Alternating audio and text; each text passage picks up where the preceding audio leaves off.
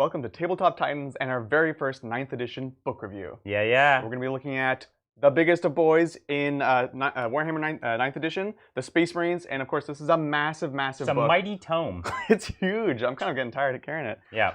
It has a ton of new content, a ton of new units. What we're going to be doing today is giving you the overview, lots of the most important details about the codex. We'll get to go pretty in-depth, and at the very end of the session, we're going to do some Q&A. If you have questions that you haven't had answered yet, go ahead and ask us, and we'll discuss at the very end. Actually, I think we'll might as well take some questions through the show as well, because if we're on a particular section, that actually might be a good time to talk about it.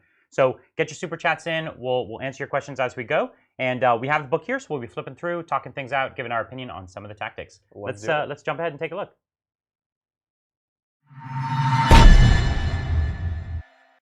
All right, so we want to talk about a few of the biggest kind of principles of this book. There's been a lot of discussion around the core principle.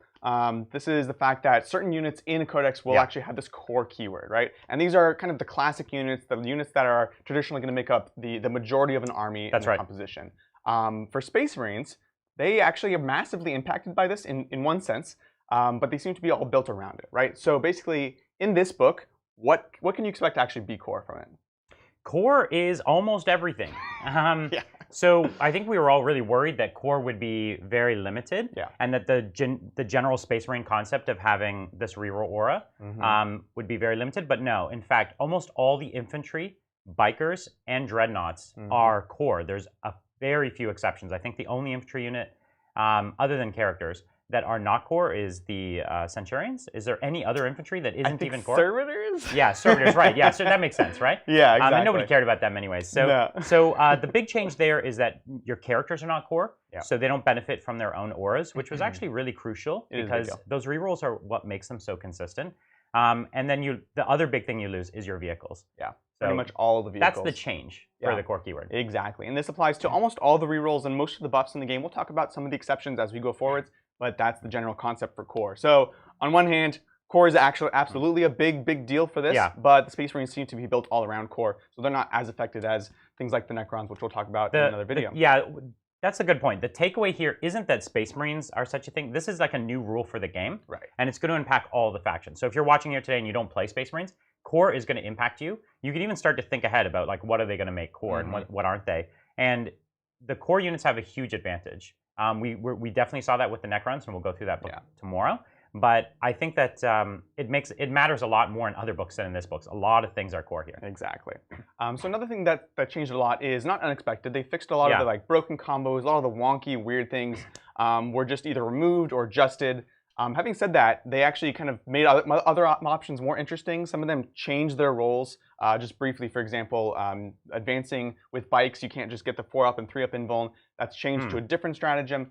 Things like that, they've just adjusted. So overall, it's good for the game, and we'll get to more. What do you think some of the broken things they removed are? Well, first of all, they removed the ability to stack the Iron Hands trait with the apothecary. So you no longer can get the 5-up Feel No Pain. Yeah. That was just like Iron Hands did take a hit, right, throughout the next the past few months, but that was still a ridiculously tough combination. That was it was unreasonable. Giving giving all Primaris 5-up Feel No Pain, that's unreasonable. It was so ridiculous. They still kept the Apothecary super duper good. He's one of the big winners of the book, actually. Yeah, so despite that nerf, it's still kind of a big win. Exactly, and of course we have a ton of new units, which are almost universally great. Great models, great rules, and they also have revitalized a lot of old units. That's a great thing. It's a big theme for the book. We're going to go through some of the units and talk about some of the old units that really got to step up. But as is pretty typical for Games Workshop, the new models are good, and all the new models are pretty good. There's maybe a couple exceptions, right? Like the Fire Sight Servo Turret isn't amazing, but it's still okay. It's like points for shots, still pretty good. Yeah, exactly. And the last big thing is, of course, the weapons changes. And largely, if you've been on the internet, if you watch in Warhammer community, you know what these are in general. We can talk more specifically about them. Some of them did get quote-unquote nerfed, but in reality, they actually did a really good job of starting to balance these things. There's now a decision between Power Fist and a Thunder Hammer, and even Chain Fist suddenly have an option. Yeah. So that's a really great change, and almost universally, they were improved. Yeah, I love this because it's not just... Generally, it's a buff overall because more weapons are better, which means more units that don't have choice of weapons are more viable. And a lot of the iconic weapons are worth taking now. What comes to mind is chain swords, power swords. Yeah. Those are both really good examples of weapons that are actually playable. And even a lot of the shooting weapons, like, you know, like onslaught Gatling guns just got like a few more shots and things. Like everything, like lots of things just got a little better. Right. Or in general, a lot more consistent, right? Like that's 2 damage on a power fist instead of D3. The consistency is what makes Space Marines so reliable and so great. And they kind of just, they, you know, made everything a little more consistent. Yeah, they did. And even when there's not the consistency, that's a design choice, right? So again, the Chain Fist is still D3, unlike Power Fists, but when you're against vehicles, it's flat 3. So that was like a really cool design space that they expanded upon by saying, okay, well, Power Fists are in the middle. I agree. We can go to either side of it. So let's talk about one of the things I'm most excited about the book, which is this concept of chapter command. Yeah. So first of all, one small thing that they did is you Tau players will be happy. They actually start limiting certain types of characters and detachments to kind of fit the lore. No, right? I want 12 commanders. Yeah, exactly.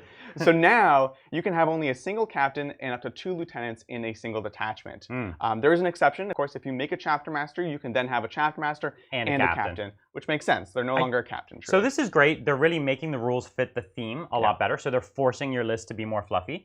So for like people like us that like playing the narrative games and the competitive, they're kind of merging those worlds more and more, which they're even doing with like the missions and everything else. So I love that change to the game and I love that theme overall. But the funny thing here is they made it so you could take less captains, but they nerfed the captains to the point where you don't actually want a bunch of them anyways. Yeah. So between the core keyword and the fact that they don't fight as well as they used to, like they're still good, but you probably won't be spending as much points on them anyways. So I doubt you're going to see a lot of people with chapter masters and captains just because it's probably overkill. You're spending a lot of points for a buff, and then at that point, you might as well be taking something else or things like that. So we all own so many captain models. Right? For like just my salamanders alone, I think I have like 6 captains. Exactly. So I'm going to have a lot on the shelf for a long time. I think that's going to be a real thing. This is very true. So let's dig into the kind of core, well, I shouldn't say core, right? But the main section of chapter command. This essentially encapsulates all of the psychic awakening stuff from Faith and Fury. Faith and Fury, where you basically could upgrade each of your roles to make them kind of more powerful versions, right? Your librarian could become a chief librarian, so on and so forth. One of the cool things they've done is they've built that basic upgrade, which used to cost a command point, into the points value. So, you know, Chapter Master is 40 points, Apothecary is like 15 points. So you're just paying more, and that basically unlocks an ability, and then unlocks the Warlock trait and the Relic for that slot. Yeah, this is so great because not only this is really a signal for the whole rest of the game. Yes. Right? Every other book that comes out, you're going to be paying less CP for these cool upgrades. And I think that that's really, really exciting because losing all your command points pre-game feels super bad. Actually, I'm starting to like really dislike buying extra detachments just to lose it. Like, it just feels bad to lose those CP. I really love this. The points are so reasonable. And the abilities here are so good. They're so good. You're going to see someone from the chapter command in every Space Marine army. Oh, for sure. This is one of the most powerful set of rules in this book, and several of them are excellent. Like if you're ever going to take one of these models, you have to upgrade it. Like there's almost no reason not to. A couple of them in particular I would never not upgrade. That's right. Right. They only exist in their upgraded form. Yeah, exactly. They don't even exist in their non-upgraded. Like you have to upgrade them. Right. So we'll just talk about a few of the most exciting or interesting ones to us. Chapter Master, obviously, this did take a big hit in the sense that it's no longer an aura, it's not a bubble. You pick one unit, one core unit, they get 4 rerolls. Again, this kind of just shifts the way you're going to play them. You're not going to stack a bunch of units around them. You might take one unit. And again, things like Terminators are core, Aggressors are core. So you kind of bring that unit and he's going to kind of escort them, right? This kind of works with 9th edition, though, because 9th edition is about taking this kind of center point. Right. And because the objectives are almost on separate sides of the board, your Chapter Master could only ever have been on one side. Right. And so now the Chapter Master can move up with a strong unit, buff it up. Whereas, you know, before you'd, let's say, keep one back with your gun line, that's not a way to play 9th edition. Stretching this like tendrils, it was not. Yeah, it's not even a way to play 9th edition anyways. So I think that it actually fits the 9th edition playstyle in a way that you'd be surprised that you didn't lose that much. I think so, yeah. Right? Because he still gives reroll 1s in an aura. And then he'll give the rerolls all to one unit, and there's going to be a clear unit. Like you'll build around a unit that needs it. Absolutely. So it's actually surprisingly not that big a deal, unless you wanted to do that gun line, right? Right. Which I'm not going to lose any sleep over that. No, one, it's not a cool playstyle. It's not fun. Right. So briefly, there's the Chapter Master specific Warlord trait. I've been putting a different Warlord trait on him, which we'll get to when we get to the Warlord trait section. But his is essentially start a command phase on a 4+, you get a command point. Now, there's a lot of better options in my opinion. It's okay. But I will say one thing. the ability to grant warlord traits to your characters is now it's single CP, and in a 2,000 point match you can do it for 2 characters, and it doesn't have to stack on an existing warlord, right? Yeah. So honestly, if you haven't spent points on, if you're not planning on getting all your warlord traits, it's one to consider just spending 1 CP to honestly probably at least get another CP on top of it throughout the course of the game. Yeah. Other than that, it's fine. The relic though is disgusting. If you haven't seen our Necrons versus Salamanders game, check it out. This is Angel's Artifice. Yeah. Gives the bearer a 2+ armor save. Yeah. +1 wound. Yep. And +1 toughness. Totally unreasonable. It's so crazy. Like, imagine you could put this on, you put it on a Gravis Captain. Yep. So he goes up to T7. 8 wounds. 8 wounds, yeah. And a 2-up armor save. Yes. It's... Or T6. Yeah, T6, but right. And if you were Salamanders, you could also put the Warlord trait to give them T8. +2. Yeah. Like, what? Yeah, exactly. And even at that point, you don't, like, T6, T8 is, like, relatively similar, yeah. I guess. but geez. And so again, you put it on a Bike Captain, yeah. right? Bike Captain with a 2-up save, T6 as well. And then he'd have 6 or 7 wounds. It's too much. It's so in 1 relic. That's a lot to give, and especially because relics are cheap. It's just a CP, and you can have a couple. You can have what, up to 2 extra relics.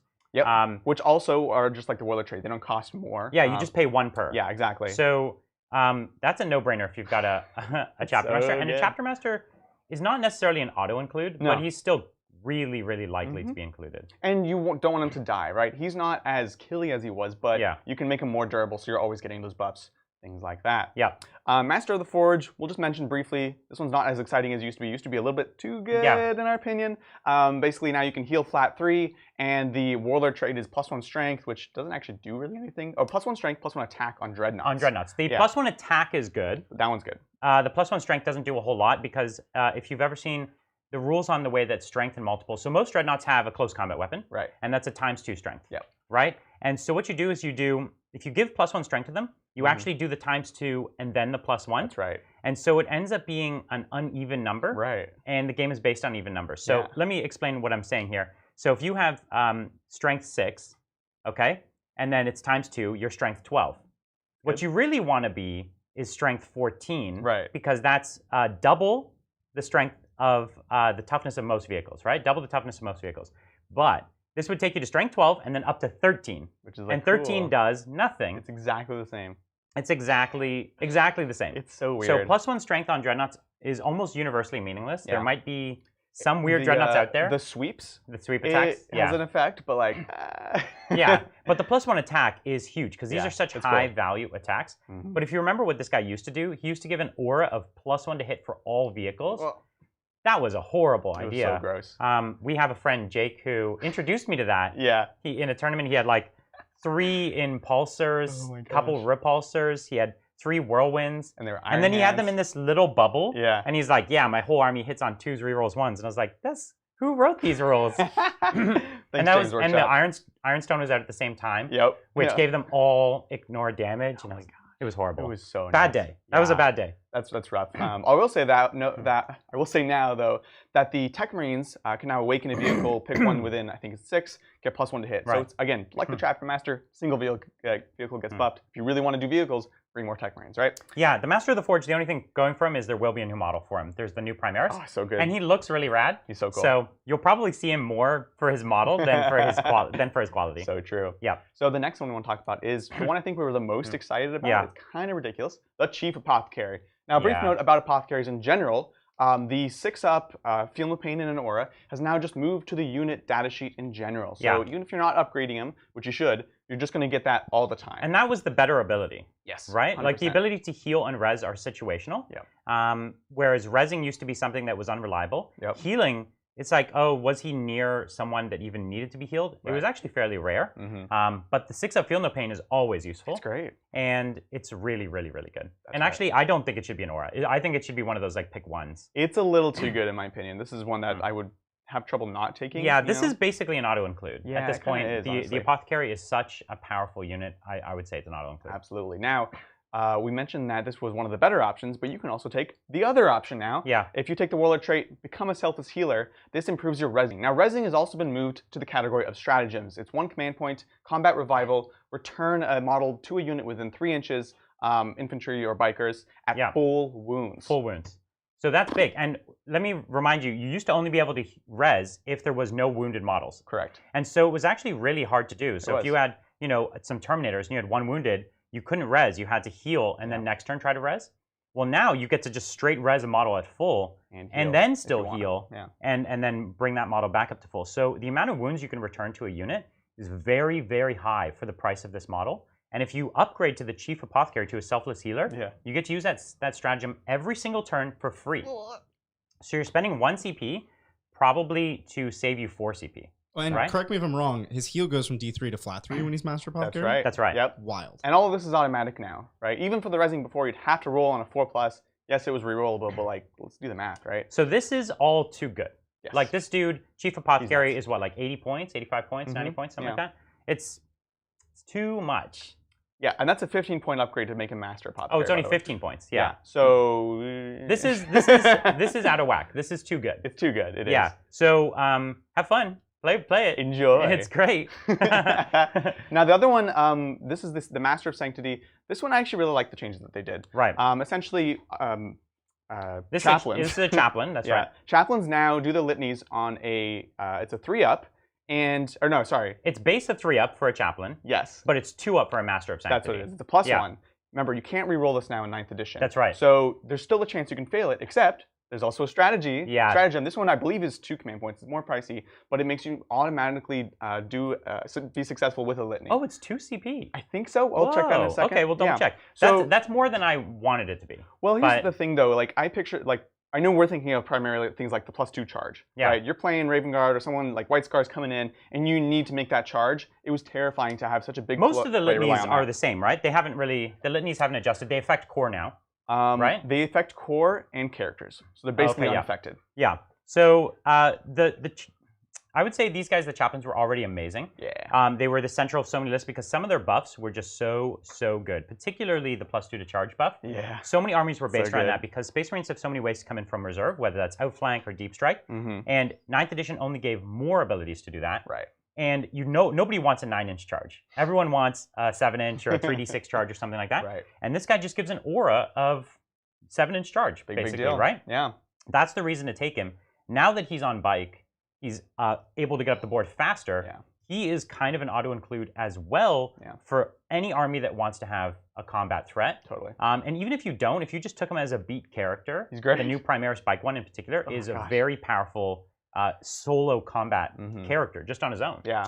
Can we actually bring up this stratagem, the Master of Sanctity strat, or the Chaplain strat on screen? The strat or the new strat for auto pass? Yeah, because Chad is saying it can be done at any time.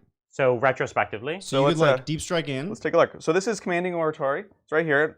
It is a 2 CP strat, but it's great. So here's what it says, word for word. Use the stratagem at the start of any of your phases other than your command phase. Select one Adeptus Astartes chaplain unit from your army that has not recited a litany this turn. That model can recite one litany that has not already been recited by a friendly model this turn. The litany is automatically inspiring. Do not roll. It takes effect until the start of your next command phase. So you can deep strike in and do it. Well, that's big. Wait, you could also change your litany. No, because... What does it say? Well, you can't have already done one this turn. You can't have done one or that one? Any. Okay. So you could choose to not do it. But yeah, the deep striking thing is a big deal because you used to not... You'd have to wait... You'd have to do it at a certain point in the movement phase, at which point you wouldn't have been on the board as a deep striker. So that makes even a jump chaplain far more exciting as well. It does, yeah. In fact, the jump chaplain if you're deep striking, the jump chaplain's still better because of this strat. Yeah, it's great. But if you are outflanking, then the biker one could be good as well. I just really like the biker now, especially like I've been playing with the jump one with Raven Guard and stuff like that, but the bike is so chonky. He's great. Plus, just side note, his warlord trait is kind of cute. It's you can't use rerolls against him basically. You can't reroll hits, wounds, and damage, which is it's just cute. I'd probably take the flat 3 Crozies instead, but I thought it was kind of funny. So this combo of a jump chaplain plus this strat is going to be something you see in a huge number Anytime of you armies. can guarantee an army strategy going off automatically. Yeah, big. This is really, really big. And I think we didn't really talk about it early on, but this book is going to impact all the chapters, including the ones that had their own codexes. So you imagine this strat on someone like Blood Angels, White Scars also, but then also on Space Wolves. It's very It's not just deep strike. You can actually get out of a transport. Because normally you start the turn and a transport can't do your litany. Yeah, you couldn't do anything. Not now. Now you just do your litanies whenever you feel like it. Yeah. Because you could do it, at any phase. Yeah, you do it so in you the could shooting phase. See how your shooting phase works out, and you're like, oh, I didn't shoot as much as I want. Now I need this charge. Yeah. I'm gonna just panic, do a litany, literally and get my charge. That's pretty great. Wild. It's really great. Yeah. So even just the Primaris guy on foot coming out of an impulsor because he can move and then disembark. You know, you could lots of ways to get him into position now. Lots of ways to use this. Wow. I like that it's 2 CP because otherwise. No, that would for 1 CP. For 2 CP, this is already a thing you're going to see happen once in most games. Yeah, exactly. You won't see it. It's not one of those strats you'll use many times. Right. But it's definitely something you're going to do in almost every game that you have a combat threat, and Space Marines should have a combat threat. Like imagine your Terminators just deep striking, and they have a 7-inch charge in every Space Marine army. Yeah. That's okay. So good. Thanks, James. Thanks, James. So the last role we want to mention, I actually just want to talk about the Warlord trait. It's the thing I'm most excited about. Okay. This is for the Company Ancient. Yeah. He takes his banner and it's Steadfast Example. He's like being an example for the troops. Picks a core unit within 6, and they immediately get OBSEC. Yep. What? OBSEC is so powerful, especially on some of the hard to shift Space Marine units. We're talking about Terminators, Aggressors, anything Gravis, Eradicators, right? But Blade Guard veterans. Blade Guard vets. Yeah, bikers, right? Yeah. So powerful. Giving OBSEC is game winning, and so this is really powerful. I have so many banners because they came in the Indominus box, right? Not the Indominus box, the Dark Imperium. And I bought like 9 Dark Imperium boxes over 8th edition, so I just have banners everywhere. Some armies I even have 2 banners for because I didn't know what to do with them all. So now that's a reason to put my banners back on the board. It's great. Do they still have the fight or shoot when you die, or they got rid of that? They do. And then the upgraded one gives +1 to hit, which I think they did before. But it's all good. It's all good. Like I would take it just for the Warlord. So all of a sudden, this is +1 to hit in melee. This is a worthwhile unit to be putting in your army when it was really like you didn't see them except the start of 8th edition when they had the banner of the Emperor Ascendant, where you could shoot on a 3. Yeah, exactly. And you die. And since then, you haven't seen these guys. It's interesting. It's also interesting for melee because one of the abilities is the ability to actually have not 1 but 2 close combat attacks when you die. So they're, it works for everything, but they're really leaning into this melee concept of it. Yeah. That's that. So I will say he is 100 points. So he's pricey. He's the priciest of like these upgrades in general, but really good. That is surprising. I didn't think it's a good ability, but I didn't like the apothecary is. Yeah, that's where the money's at. The apothecary is secretly the chapter master. Like, you know what I mean? Like the chapter master actually like puts on the doctor's robes, and because he's clearly the leader here. Yeah. He's the most competent of everyone. So that wraps up chapter command, right? Yeah, chapter command's done. And one like little thing, each of the chapter command upgrades reduces their respective stratagems by 1. So if you're a master, if you're the master of sanctity, the litany strat only costs 1 CP. Right. Yeah. Wow. That's great. So let's take a quick break here and go over our new stretch goals, huh? Oh yeah, that's right. So yesterday we unveiled Titans Premium. This is our $5 a month premium subscription through YouTube. And it gives it off a few things. We're doing extra content, free live videos and extra tactics videos for members. And advanced content. Yeah, that's right. We also did Discord, which launched. Anyone can go and join. Yeah. But we have private groups for our members where you're going to be able to come in and discuss 40K, but also vote on upcoming games, vote on upcoming lists, and also vote on a lot of the stretch goals, which we'll talk about in a minute.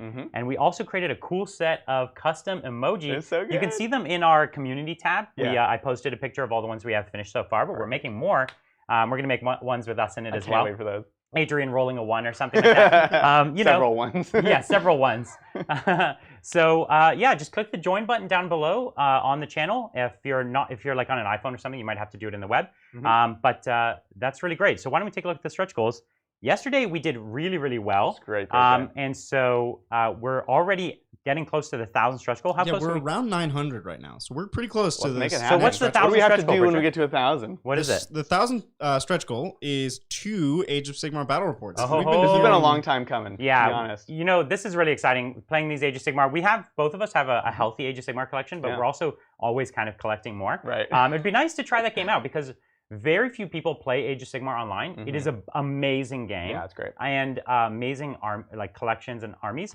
And very few people play it. And certainly nobody plays it in like high quality format. Right. It's very rare. There's just not many streams or shows about it. Yeah. I'd be really curious also because the new edition, bunch of new updates came out almost the same time as 9th edition. Yeah. So I haven't really had an excuse to actually learn all that stuff, talk about it. To go back to it. That'd be really cool to be able to do that with you guys on the stream. Yeah, that would be really exciting. What else? What are the other stretch goals we're looking at? At 1500, we're going to get a rare army unlock. Do you want to explain that one? Yeah, so we're already doing army unlocks, and this is if you became a member, you could vote on which army for us to build next. We're going to put basically a poll up in the Discord where we list a bunch of armies, and you can vote on which one to do next. Yep. This is going to be a separate poll, but for rare armies that you rarely see in the game. More obscure, specific factions. Maybe even factions that don't have really a full book or anything like that, but they're just epic collections to have. So this would be really, really exciting. We could actually expand this maybe into collections of specialist games and things like that, but we'll see. What else do we got? And at 2000, we've been hearing a lot of requests for this. We're gonna start swag like dice and shirts. Yeah, we'll do some dice and shirts to dice, stickers, shirts, things like that to start, and we'll give some discounts to our premium members, so we can get those out to you. That's a lot of work to do, so we're leaving it as one of the highest stretch goals for now. But yeah, definitely hit that join button. Let your friends know if you enjoy the content or you just want to support the show. It's really great. We should get some emoji stickers. Yeah. We have we're going to take the emoji and turn into stickers. We have a few more ideas for stretch goals. We might squeeze them in over the next week or two. Plenty of time. We're only on day 2 of this extravaganza. Yeah, I want you guys to force us to come up with more stretch goals. Like they get crazier each time, and I want to just keep adding them. So definitely, if you want to support the show, hit that join button. Help us put out more amazing content and just do stuff for you guys. We're going to be doing this pitch for about another week and a half. Yeah, this is kind of a big. We're just unveiling it, so we're a lot of people who might just watch the episode. If you're seeing the same pitch for the 3rd or 4th time, we're just doing it for the next week or so. But it's great for everyone new just joining. Well said. All right, do we have a couple questions we want to go over? We do have some super chats. Thank you, Blue. Blue, what's up? Looking forward to the content today. Thank you for the Discord server. It is incredible. A great resource for a newbie like me. Yeah, so the link to our Discord is in the description of this video. It's in the channel description. That's right. The Discord's open to everybody. It's completely open. And it's an awesome community. We already have a lot of... How many people in there? Like 1,100, 1,200 people. So it's a great 40K chat group right now. We've been having some great talks. People are showing armies that they're working on, hobby lists, things like that. Been a lot of really cool discussions actually happening over that Discord. So cool. And it's only been one day, so there's going to be a lot more people. It's amazing. It's going to be a very vibrant 40K community. Totally. Yeah. Awesome. Thank you, Martin. Speaking of warlord traits and relics, could you build a captain to go toe-to-toe with a Catan?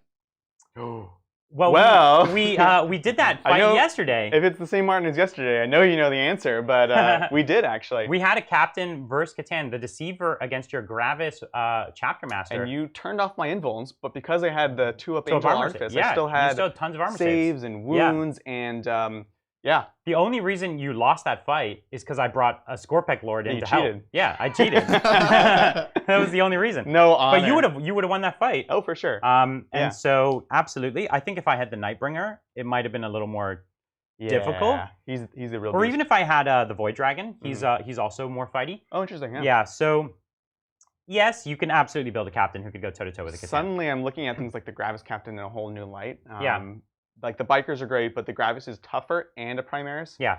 Which is actually a big deal. You do have to soften up a Catan though, because you can't take 3 whole combat phases to kill. Catan will get you in 1 or 2 combat phases, and you need 3 or 4 generally. You need living metal to offset that. And, yeah. So it's possible. All right, let's get one more in. Thank you, Sarkami. Thanks. And this is in regards to the limited chain of command. Yes. I'm worried if we can't take multiple Exalted Greater Demons, especially since a lot of the Exalted buffs add survivability. I super hope they don't do that. That's a really great point. They might make it be per detachment, which would be a huge tax, unless they come up with a cheaper detachment. That'd be a big bummer, honestly.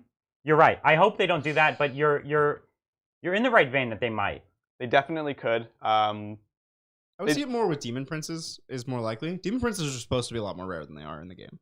That's true. And and the way that they have their buffs and things like that kind of fills that same role. Greater Demons are supposed to be rare also, though. That's fair. Yeah. but it's Demon Incursion. I mean, come on. You know. But even in the books of Demon Incursion, it's like the one. There's the one. Yeah, that's true. And it's like a whole star system. If there's two, one controlling the book is about the fact that there's 2. Yeah, that's true. That's true. Well, that'll be definitely something moving forwards is like, how are each of these different armies going to be affected? Definitely, honestly, in this weird way, read up on your lore. That's probably the best way to find out what it's likely to be. Because we played a game with 6 Exalted Greater Demons.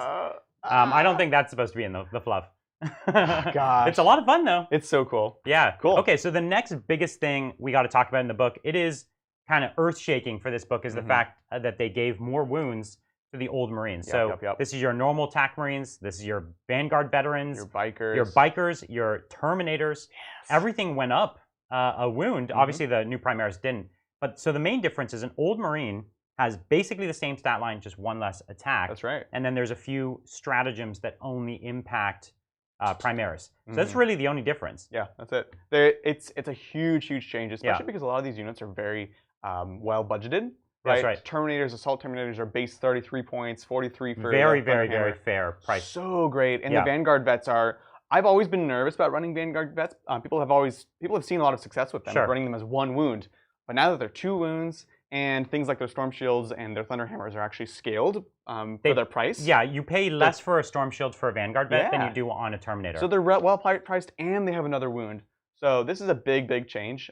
Because the old Marines have more weapon options. Yes. That's one thing about them. But they also have more transport options. Yes. And those are 2 big things to keep in mind, right? If you took a bunch of, let's say, just veterans, and you gave them special weapons, you can have 10 of them in a Rhino. That's 20 wounds in a Rhino. A lot. Or you could put, 8, you could get up to 10 Terminators into a certain Land Raider. Sure. Right? That's 30 wounds in that Land Raider. So all of a sudden, this one little transport is holding an awful lot. Now, it's a lot more if it dies, but if it explodes, which we've seen. But the transport options become a lot more powerful, right? Like even the flyers that are dropping off things. Even the drop pods, right? The drop pod in squad particular comes out. That's 10 wounds now. They can actually survive. Yeah. That's a big change. You know what's wild? A chaplain coming out of a drop pod and then just commanding them to charge.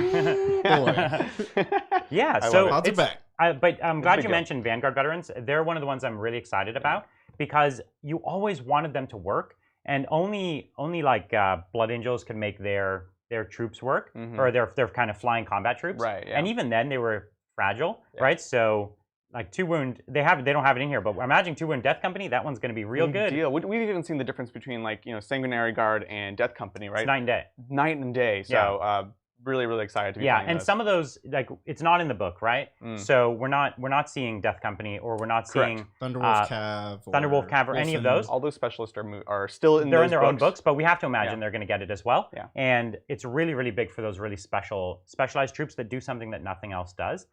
Because all of a sudden, if you're a Blood Claw, you already have as many attacks as a Primaris, right? And then again, you pile them into a Rhino, because the old transport options are actually better than the Primaris transport options, because the Primaris transports are so expensive. So the more wounds thing, very exciting. I'm so excited to run a ton of old bikes on my White Scars. I've got 30 of them on the way. Oh, that's great. So that's gonna be really fun. That's so cool. It's a pain to paint, but it's coming. So while we're on the subject of Space Wolves and Blood Claws, let's talk about the new tactic changes. That's right. There's just a couple, but they are, really one change, and it's very impactful. Space Wolves, already +1 to hit, which again is huge given the fact that... first round of combat. Right, the fact that you're not getting as many rerolls, it actually is a big deal for things like Thunder Hammers and Power Fists. Again, it's nothing new, but they actually are less impacted by the core changes. It's great. What did change, though, is the entire army now gets Heroic Intervention. Yes. As if they were a character. And that is really good. They took away the characters getting 6-inch Heroic Intervention, but they replaced it army-wide. This is a big ability. And if you don't know why, it's really the way 9th edition works. Yes. And 9th edition is about getting to the midboard and then holding the point. Yeah. And historically, what people will try to do is they'll try to get just kind of right up next to you and steal the point from you. But the Space Wolves won't allow that to happen because they'll just heroically intervene into you, and they can definitely wipe you. And so that makes them on the midboard. It makes them an even stronger threat, which they were already doing a good job of in 9th edition. Yeah, it was already the scariest tactic for them. Like whenever I was charging Space Wolves or getting on an objective, I'd have to be so careful because there was a strat to have one unit do it, right? Yes. Now it's everything, and you can just bully those points and make sure that no one takes them back. So I'm really liking Space Wolves right now. Yeah. I think another big change is the Salamanders.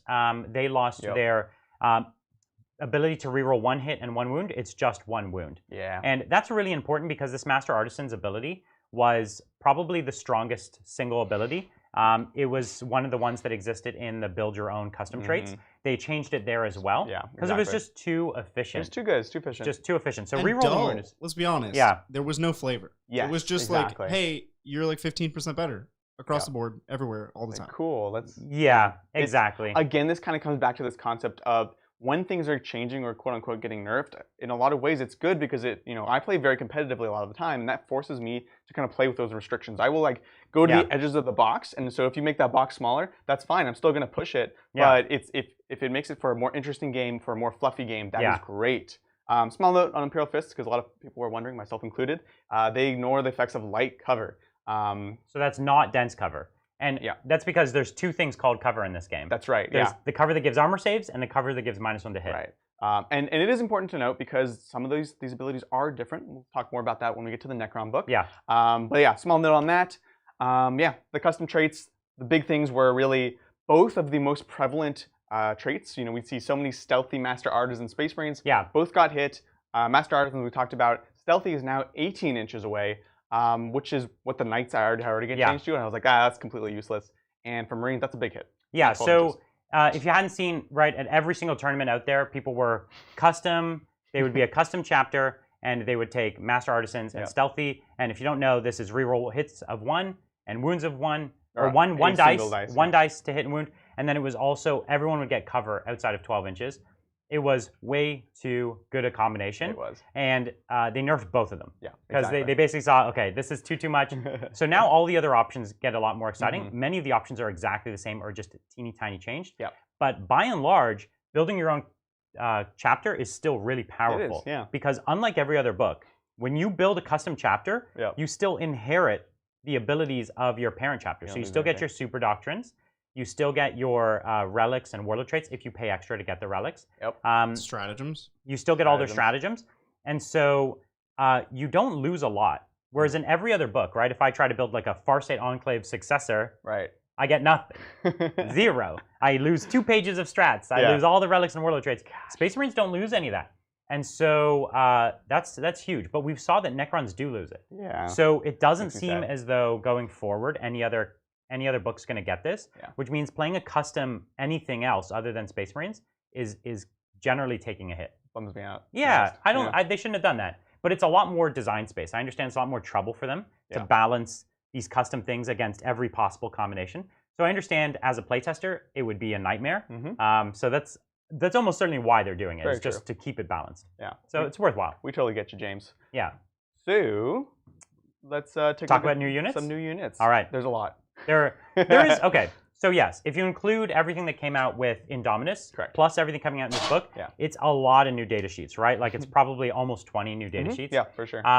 And they're all good, but there's definitely ones that stand way far and above, right? Exactly. Even if you're including Indominus, which we've showcased a bunch on the table already, but the Assault Intercessors, the Outrider Bikes, the Eradicators, and in particular those, but also the Judiciar, and lastly, of course, I'm forgetting one that's really good. Captain and Lieutenant? No, I don't care about them. There is one I'm forgetting, and it's in my mind, but I'm forgetting it. The Blade Guard Veterans. Oh, Blade Guard Vets, yeah. So all of those are exceptional. They are. They're like the backbone of every single unit. They added in a few new backbone units on top of those, because those are all fantastic. Totally. What's the very first backbone unit? I'm loving the new Heavy Intercessors. Yeah.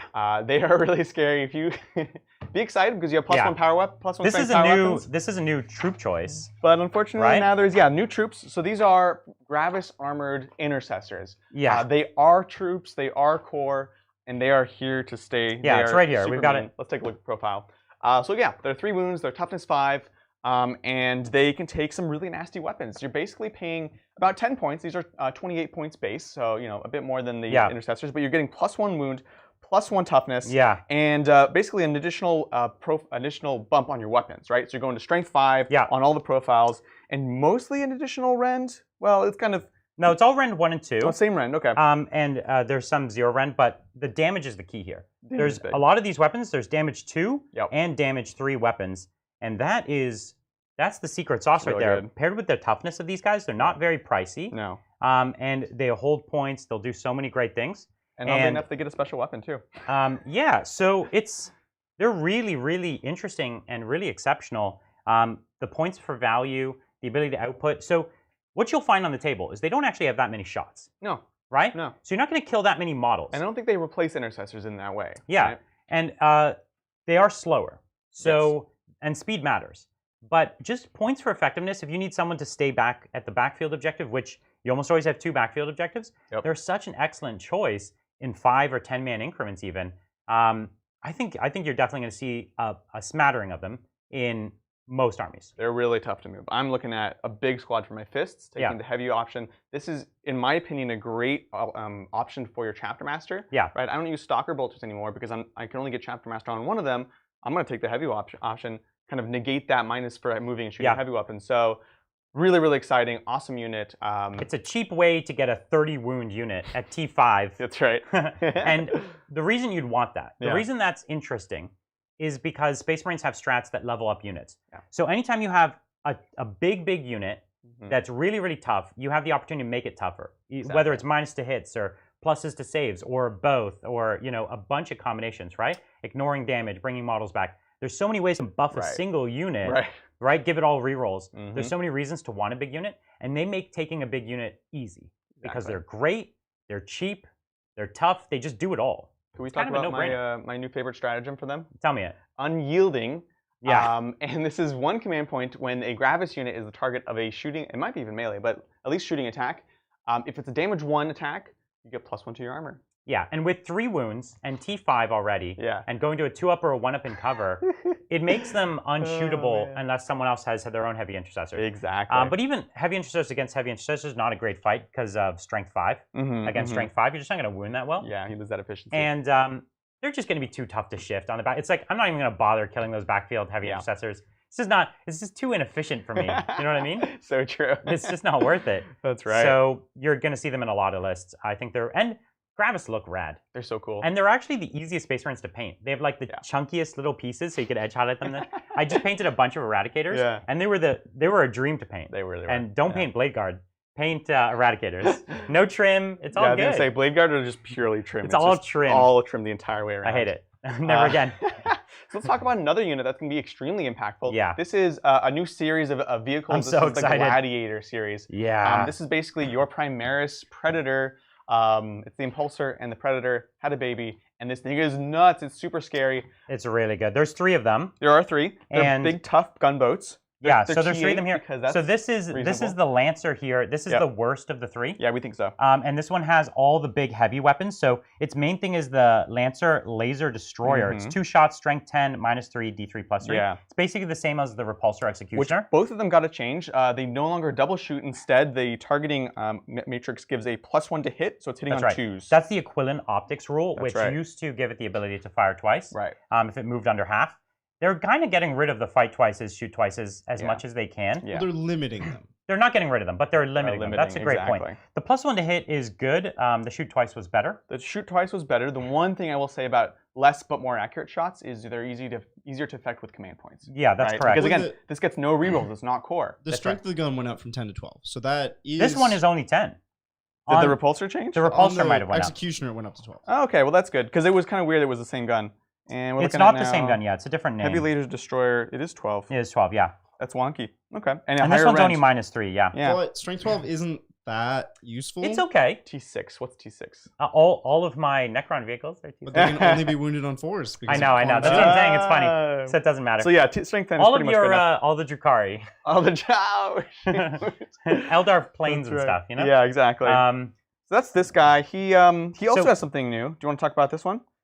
The bear has the smoke screen keyword. So basically, a lot of vehicles used to be able to pop smoke. Yep. Right? And this would be a thing. Instead of shooting, you'd pop smoke. All the rhinos could do it. Everything could do it. Instead, they've given them the smoke screen keyword. Yep. And the smoke screen keyword does not let you pop smoke. No. Instead, it allows you to use stratagems and abilities that impact smoke screen. Right now, there's only one strat. It's called smoke screen. Which called smoke screen. Which basically, if someone targets you, pay 1 CP, you're -1 to hit. So this is better for a tank like this. Yep. Because before you had to give up your shooting in order to use smoke. Yep. And now you wait until someone shoots you, and you can just wait until the right gun shoots you. Like, oh, that gun's actually scary. Like, that's a Knight's big double battle cannon.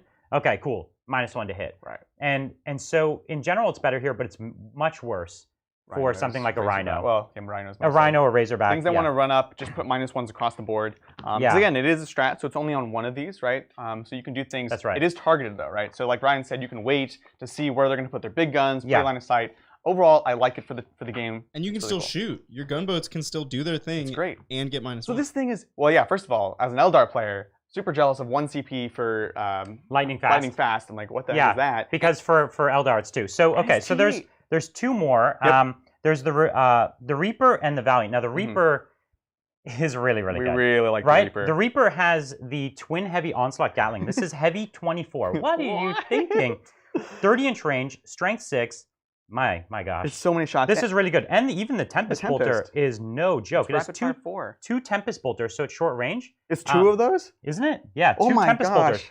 So it's 16 shots from bolters at -1 AP, right? Inches, and if you're in your tactical doctrine, so -2 AP, 16 shots. So that's a Riptide's worth of shots on its small guns, right? And then it's like a broadside unit worth of shots on your big one. You're paying, Brian. And so it's a Riptide plus a unit of 3 broadsides. That's also T8. No big deal. Yeah, that's cool. And it already hits on 3s. You know. And it can have -1 to hit. And it has auto launchers, which also have new strats associated with it. Of course it does. Really awesome. It can fall back and shoot. Yeah. Oh, that's the other thing. Brief mention about the repulsor so it has, fields. These all have repulsor keyword. Yeah. So that's these tanks and obviously the actual repulsors. Now, so you're not -2 to charge all the time, but for I forget how many CP it is, but there's the repulsor field. You can activate it. It's either lets you fall back and shoot, amazing because we obviously lost that with the fly keyword, or activate the -2 to charge. Yes. So really cool ability, and they all have that. So like, what? How are we? What? So every if you're Iron Hands, you got your big repulsor. It still falls back and shoots. Now, of course, this thing shoots in combat just fine. That's right. Like, oh, you tagged it with anything? It's all dead. Exactly. So and half those guns aren't even at -1 because they're rapid fire. That's right. So you know what I'm saying? Like, it does not care. Also, just paint them blue like in the picture. And then they'll fall back and shoot anyways. Exactly. Because Space Marines. These are really good as Ultramarines, honestly. Yeah. So my Ultramarines are gonna get. I want to buy 3 of these Reapers, but you guys aren't gonna let me play them. Like, you're gonna be like, honestly, we won't, Brian. No. You're gonna be like, tell them in chat. Just tell them. Just let me play 3 one time. Because they look. If you bring 1K and I bring 1,500, then I'll allow it. And it has to be Harlequins. Other than that, you just bring all Executioner or all Eradicators. All Eradicators. And I'll lose them real quick. But they are T8. So these are just T8 Predators. I don't understand they're just throwing T8 now these days. Everyone can have T8. You have T8. It's an impulsor body. What about it became a toughness 8? Like, what? Well, how many points is this thing also? This thing is like 200 and something points. It's like it's very, very cheap. That one gets a bit more. One of them is much pricier, or two of them are pricier. Not the Reaper though. It's the last cannon. The worst one. Yeah. Yeah. So let's see the whole price. It's way too reasonable. So Executioner, Stalker, it's got to be in here somewhere. Go to it's Gladiator. Oh, okay. Yeah. Right. Yeah. We're teaching an alphabet. We're working on it. Get out of here. So it's 230 points. That's so dumb. 230. That's a steal. That is and what is that? 70 points less than a Riptide.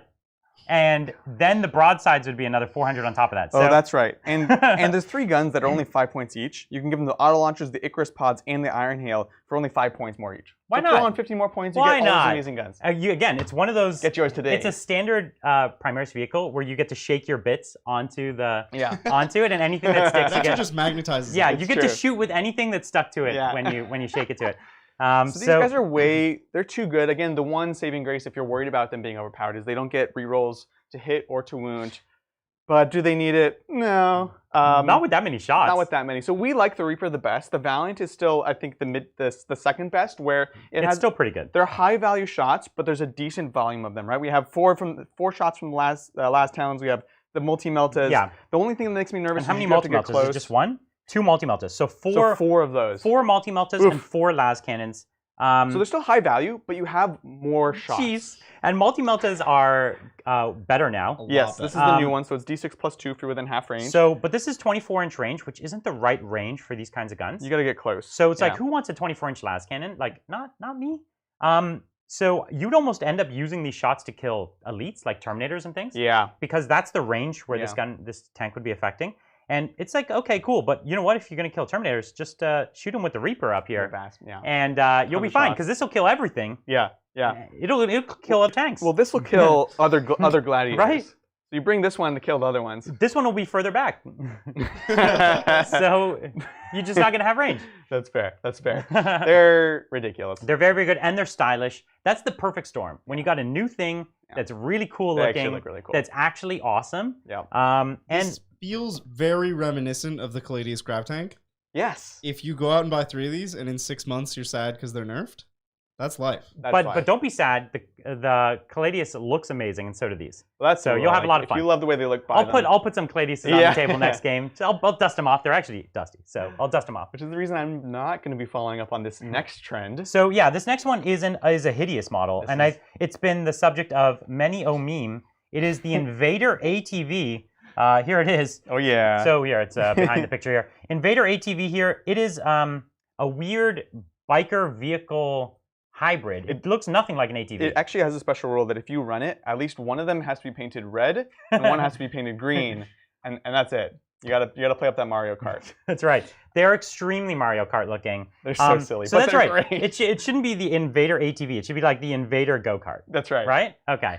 So that's what it is from now on. It's the Invader Go-Kart, and it is really, really good. As an orc player, as an orc buggy player, I'm deeply jealous of so this unit. This one has Onslaught Gatling Cannon, which, as we've seen, it's already just a lot of shots. Yep. And you can put on top of that so many other weapons, and then it's fast, 14-inch range, so it's faster than the average biker, right? Yep. Or bikers? No, bikers are 14. So it's same spider. It's very fast. But 8 wounds. Why does it have 8 wounds? 3 up jet save. bikes are 14. No, normal bikes are 14 because they advance 20 with the plus 6-inch advance. Outriders do, because they're extra fast. Yeah. They're as fast as jet bikes. Oh. Jet bikes move 14. So normal bikes are only 12? They should be, yeah. I Because jet didn't know. bikes, Custody jet bikes. I mean, we do have the Eldar jet technology. bikes. Outrider right here is 14. That's the Outrider, but yeah. Bike squad is 14, for sure. Yeah, and so Scout bike fast. squads are 16. I didn't know that. Whoa! I don't know what's going on there. Yeah, jet bikes are 16. The Custodians ones are slower, but traditional, like actual jet the bikes. Custodians don't get any nice things. The Custodians don't get nice things. So, I'm so tilted. Your face is making me so sad the right Invader now. ATV is just good value. Yeah, right? that's what Like, it is. It's a value pop pick. it up on an objective, throw some shots downfield. Take units of 3 if you want. They don't split up. You could take them in units, which is kind of weird. It's weird, and like we'll mention the thing that we personally don't like and hope it gets FAQ. If you're watching this today with us, thanks for being here. This thing has the biker keyword, and that's a mistake because there's a bunch of strats that impact bikers, but more importantly, apothecaries are allowed to res bikers. So a master apothecary for 0 CP reses 6 or 8 wounds all the way back to full strength. So if you have a unit of 3, 1 dies, you can heal 1 and then bring the other one back with 8 wounds. Now, these guys are very well priced, obviously but that's not. still an 80-point model that you're rezzing. No, it's guaranteed. It's not reasonable. What? And nobody's going to wipe 3 of them in a go. No. So in a go-kart. Yeah. So nobody has a blue shell, right? So you need 3 blue shells. It's too much. Yeah, that's right. That's too many. Okay. We're not going to spend too much time on that. It's going to get fact. If it I've personally messaged, many people have messaged. I'm sure it'll be fact, but it's for a few days it's going to exist, and someone's going to try to pull that on you. Yeah, it's unfortunate. So watch out. It is what it is. So obviously we talked about the Chaplain on bike already. Love it. Awesome model. Yeah. There's another series of vehicles that have come out though. These are the land speeders, and they look so cool. These were one of the super pixelated images that we've kind of seen for months, and now we finally see them. Yeah. They're awesome models. What do we think about the rules? They're so they're called storm speeders, and they're all 10 wound land speeders. That's cool. So they look really rad. They're really beefy. Yeah. And they're still T6. They could have made them T5, honestly. That's the thing. They're pretty. They're tough. Good armor saves. Yep. Right, and they're very, very fast. You can see 16 at their top profile. Yep. And they all have a Primaris amount of firepower. Right. Exactly. Right. I will say though, they're more fairly priced than the past couple units we've talked about. Agreed. They're not mega cheap or anything like that. And so I don't think you're going to spam them. Also, I think you only take them in units of 1, is right. So they're not like other speeders. They're not squadrons. They're not squadrons, yeah. Funny, but... But generally... Probably for the best. Probably for the best, yeah. So generally, I prefer the ones just with the more shots, right? Yep. And so that's the way I would generally go. But they're keeping the same theme. You could either go for lots of shots at low damage. Yeah. You could go for vehicle killing shots vehicle killing shots, no, is here. And then you could go for the ones that are like elite killing. And that's generally what they've just offered you. Yeah, exactly. The thing that's driving me crazy on these profiles is they have mixed ranges on all of them. Yes. So it's like literally, this weapon's 24, this one's 36, and then on the next one it's just flipped, but it's the same kind of paradigm. So you're gonna have to be flexible with these units. And again, it's good. I think units should have weaknesses. Yeah. But that's kind of just a built-in way of how they function. For you, Dark Angels. Do you think you're going to see these? Do you think you're going to see these in armies? I'm curious. I don't know. I'm on the fence, honestly. Their points aren't amazing. Do they have the speeder keyword for White Scars? Yeah, totally. They have the Storm Speeder keyword. Ooh, that might interact differently. White Scars is the place that I would expect to see them because White Scars normally have strats to play around speeders. Interesting. Like invulns. So here, Storm Speeder, the cheap one is 150. That's good value for something that you're just going to throw away. Yeah.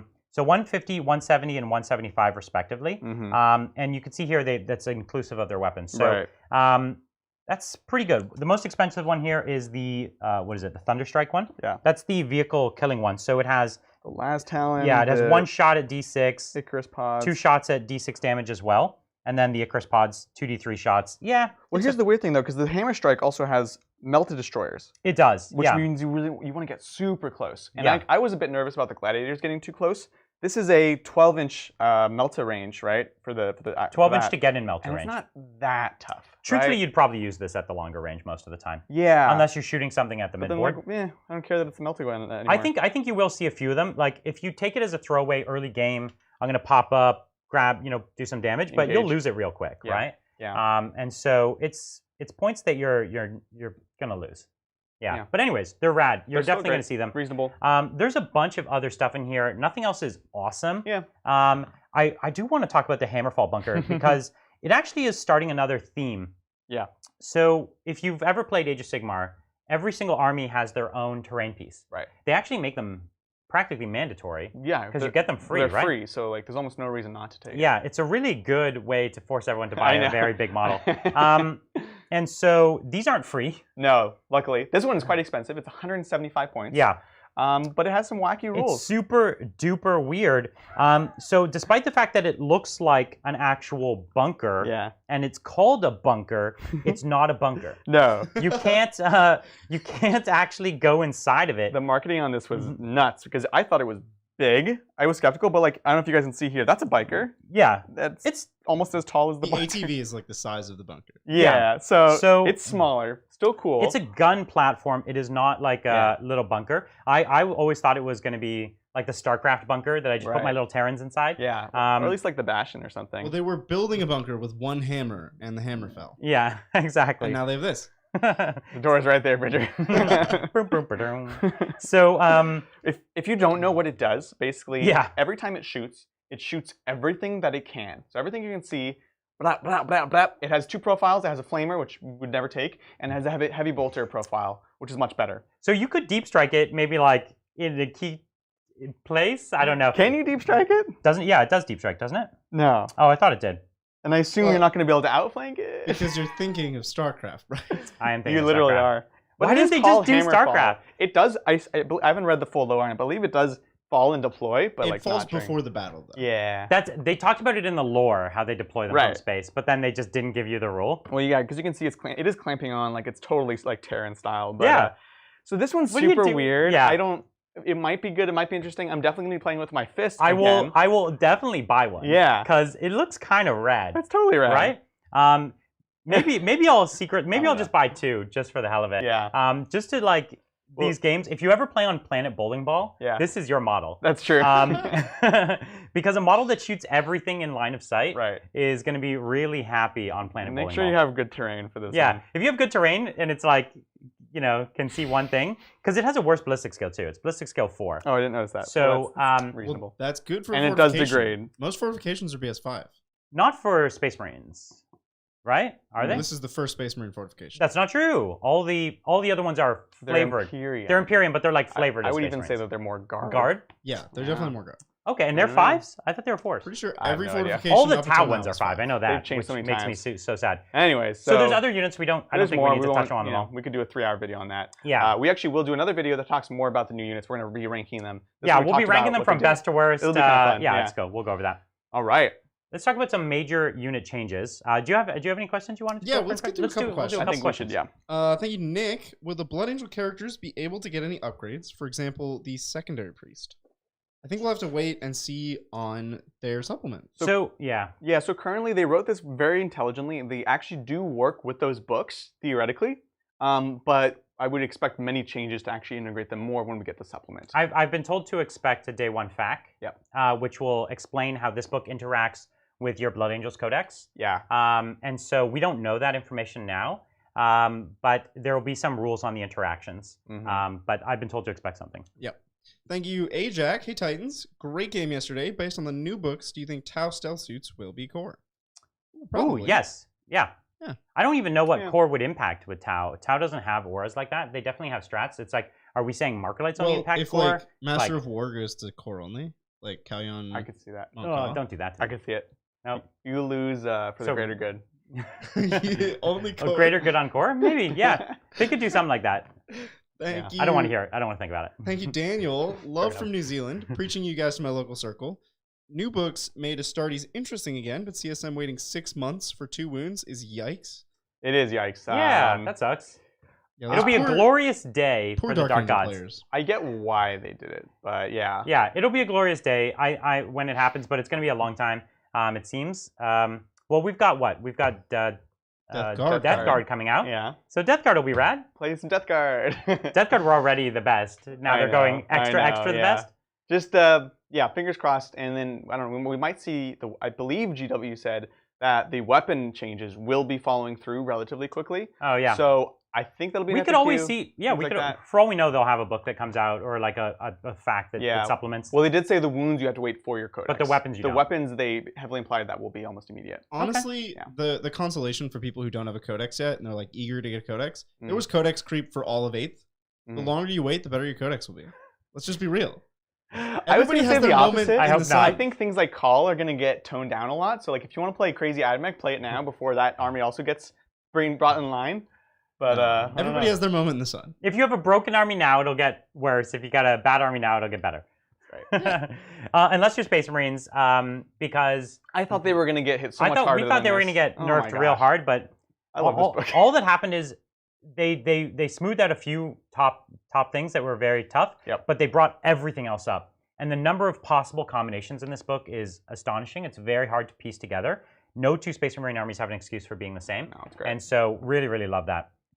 Okay, do you want to go through one more? Let's get one more. Thank you, Big Red Bear. The Invader ATV looks like the old war buggy without an engine. Yes, exactly. Yeah. It's one of the worst models they've ever made for Space Marines since 5th. I'll not own one just because it's hideously ugly. So this is another. So you mentioned Jake with these crazy builds. Yeah. And he has a ton of land speeders because they're crazy, and he's actually been converting them with plastic card into buggies. He's like enclosing them, putting wheels on them. A lot of them are like orc buggy wheels. Yeah. And I was like, they actually look really good. And it's also kind of hilarious how like the meta shifts. You're like, cool, crazy land speeders. Now it's crazy ATVs. They all look ridiculous. I think it's a hard conversion opportunity. But if you can make something cool, I think it'd be worthwhile. Definitely. I think I might have to give it a shot because it sounds fun to play with. Yeah. Especially for if they do keep the biker keyword, I want to put them into my White Scars, but I'm worried that they'll lose the biker keyword. That's true. I don't think they deserve the biker keyword. No. So I think that might actually happen. Again, if they're bikers, my Def Coptas need to be bikers and not vehicles. I'm tired of giving up those points. Yeah, that's Anyways. true. Def Coptas should be something like that. Yeah. They're basically jet bikes. They are. It's like their best technology. All right, so let's talk about a few units that saw huge changes. The first one is a unit that we've loved a lot, but it took a huge hit at the start of 9th edition, and that's the Eliminators. Eliminators. They used to be broken as all get out, and so we also didn't run them a lot on the channel because it was really hard to make games where they just didn't dominate, right? Yeah. Then they got hit super hard. They lost all of their ignore line of sight, which we actually were even skeptical at first, but it is officially confirmed. Now they've gotten better again. They've actually just entirely revamped this unit, mix up the role between like the weapons and what they do. I think it's much more interesting. So there's a couple key things. They've got native ballistic skill too. You used to have to boost up to get that ballistic skill by not shooting with your sergeant. Which is it was +1 to hit, +1 to wound. Yeah. That ability is gone. Right. But you will just always get the +1 to hit. Which is excellent, which means you get your third person to shoot. Yeah. So that's really big. Now the sniper rifles themselves are fairly similar, other than the loss of line of sight, as we said before. Yep. And then there's no extra. So Mortis is flat Mortis 2 is flat instead of 2 D3, damage. which is good because you didn't, at most you're getting 9 shots with these guys. Yeah. You want consistency. The reliability was absolutely crucial, but there's a couple huge changes. Yes. The biggest one is the Instigator Bolt Carbine. It used to give you this ability on your Sergeant that when you were when you shoot an Overwatch, you would get to move. Right. Now, I never got to do that ever. Yeah. But now you could do it every time you shoot. So this is like if you've used Fire and Fade before, this is basically this unit has permanent free Fire and Fade. Exactly. You could use that to do really, I'd say 2 or 3 different things. One, you could use it to step up into terrain, shoot, and then come back into out of obscuring. Yep. So you could essentially it's like shooting from outside of line of sight because you can shoot and then hide again. So it kind of it doesn't help if they're hidden, but it can make you hidden. The other thing you can make it is that you can shoot and move and get a lot of movement in one turn to get up on an objective. And currently you can still charge after it. And then that's the third one, You can really get a surprising amount of distance with a charge. So this unit double moves, then can potentially charge. I like it. It makes them much more covert opsy. Yeah. And also, one note, because I was a bit nervous about this, you don't actually have to shoot the Instigator Bolt Carbine. It is a shorter range than the other weapons, so I was a bit nervous. Like, do you still have to shoot with the Sergeant? It just says, as long as he has it and the unit shoots, you still get to do it. So unbelievable. It's really good and really cool and interesting. I'm going to be playing around with them again. Yeah. I think they've got a lot of tricks. Are they a lot of points? Or they're 30 now, so they're 90 for the unit, which is pretty reasonable. They were 72 originally, which was too cheap. I think it's about in line. Bridger thinks they're a little bit overpriced still, but compared to like a heavy intercessor or something, is that what you're saying? Right. I think when you compare them to everything else in the book, it's tough to justify, unless maybe you're like a Raven Guard. It's tough to justify bringing them. You need to have a specific role that they're going to fulfill, right? If they're not doing a thing for you, but sniping characters is always still valuable. Yeah. So I'm into it. I think it's great. I should point out the last Fusel. Nobody's ever taken the last Fusel. No. The last Fusels look awesome. They're cool. I love they've got this weird thing. It's like a pipe that goes from the scope right into the eye. Yeah. It's super weird and cool. Very cyberpunky. Yeah, but the flat 3 damage all of a sudden is actually pretty interesting. The downside is the meta. Yeah, there's all these 3 wound models, but it's only strength 8. Yeah. So if it was strength 10 flat 3 damage, now you'd actually be killing. That'd be cool. But at strength 8, when you only have 2 shots for the unit, or 3 at most for the unit, you're just not going to get your money back, and you pay quite a bit for these. You do. They're expensive. I will say, I believe they are longer range. They were 24 before. Yeah. So that makes them a lot more useful. Before it was like, oh, you have to get real close and shoot them with your baby las cannon. It's like, Yeah. The flat 3 damage is nice, but strength 8 is not where you want it. The gold standard of anti-tank right now, I want to say, is Melta. With new Melta rule, it's just so good. Yeah. That you compare last Fusels to Melta, and you're like, cool, I get 36 inch. Yeah. But much less damage. And you get the AP, you get extra AP too. I think the range is significant though. Like Eradicators are ridiculously great, but like I can play around them more than I can around 36 For what it's inches. worth, okay. I will say that. I don't know. Yeah, that's fair. It's fine. Yeah, totally fair. So that's another one. So Aggressors, we loved Aggressors here because they were one of the first Gravis. Gravis look really rad. Cool. They're a fantastic unit. They've seen a pretty big shift. They got hit a lot. They had 2 abilities, right? Which was one was advance and shoot. The other was double shoot if they stood still. And there was many ways to make them stand still. Ultramarines could just count as standing still. So could Salamanders. So they got rid of both those abilities. Yeah, so the double whammy of that was pretty harsh, especially for the bolter ones. They are assault, so you can still shoot, but you can be hitting on 4s. The flamers are less affected, and I believe they do get the Yeah, here we go. So they have the longer range and they're flamers, right? So 1, you're getting -1 to hit you carry your flamers. 2, the longer range. So I think those are the way to go. The bolter ones did get hit pretty hard by that combination of things. So yeah, that's kind of where it's at. The flamer version, losing double shoot, but gaining 12-inch range, that much better. That is a buff, not a nerf. Well, especially because it is truly shoot twice, right? Yeah. A lot of people misplay this when it was the rule, and with the flamers, often you flame them, you're out of range. Yeah. You can't shoot again anyways. But this range, we saw it again. If you haven't seen our Necrons versus Space Marine game, my aggressors were like doing work purely because of the 12-inch range. And so often when I'd have my 6-man squad, I had to, like, if I wanted to double shoot, I'd have to just move. And I can move and get like 2 in range, or I could advance and get 6 in range. Totally. And so I could never get them into ranges because it was so easy for my opponent to stay out. Yeah. Especially because they knew I couldn't advance if I wanted to double shoot. Right. And so it was really crucial. I think it's still plenty of shots. Like if you have a 6-man squad, it's still 12d6 it's so many flamer shots.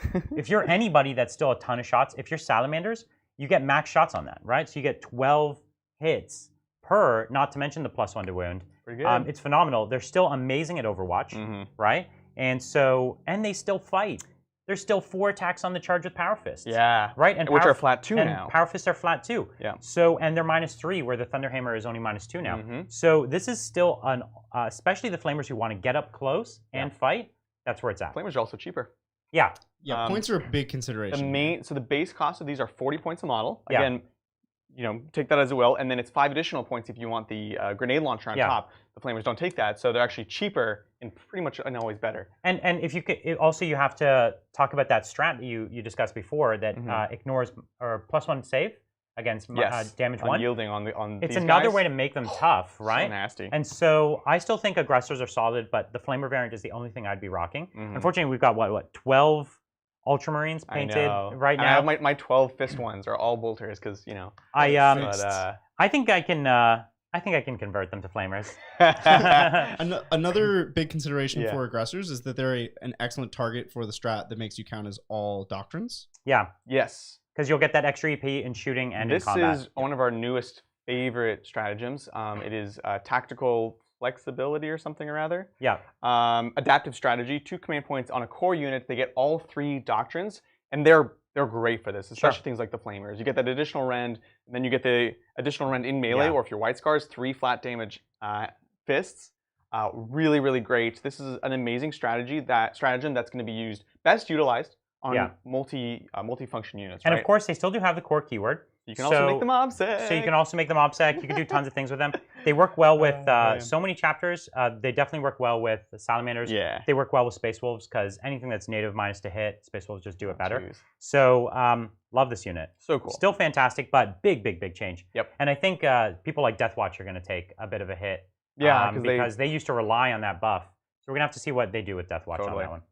So they're older cousins, the originators of the big chunky boy That's Space right. Marines, did take a hit. The Centurions are no longer core. And they're pricey. They're expensive. They're like 55 points base. It feels like they were writing this book right when they were dominating the meta. Yeah.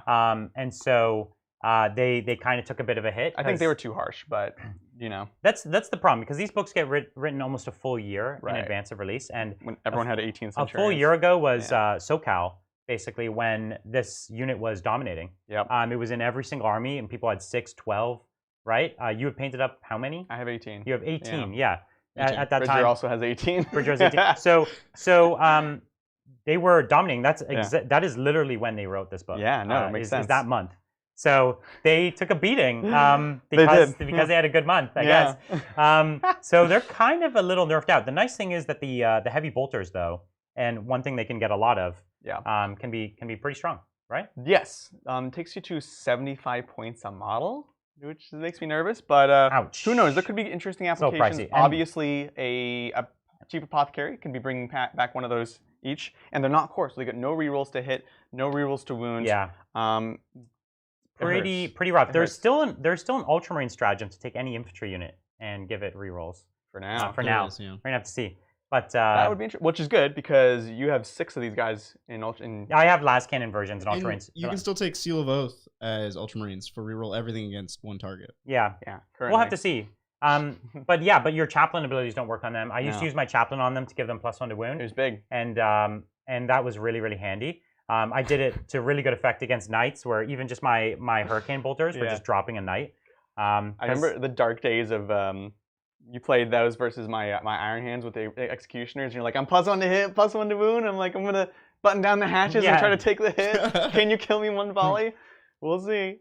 Yeah, those were some interesting. When the last book came out, that was like an interesting couple months. Exactly. Because we were playing in like a tournament every week. Yeah.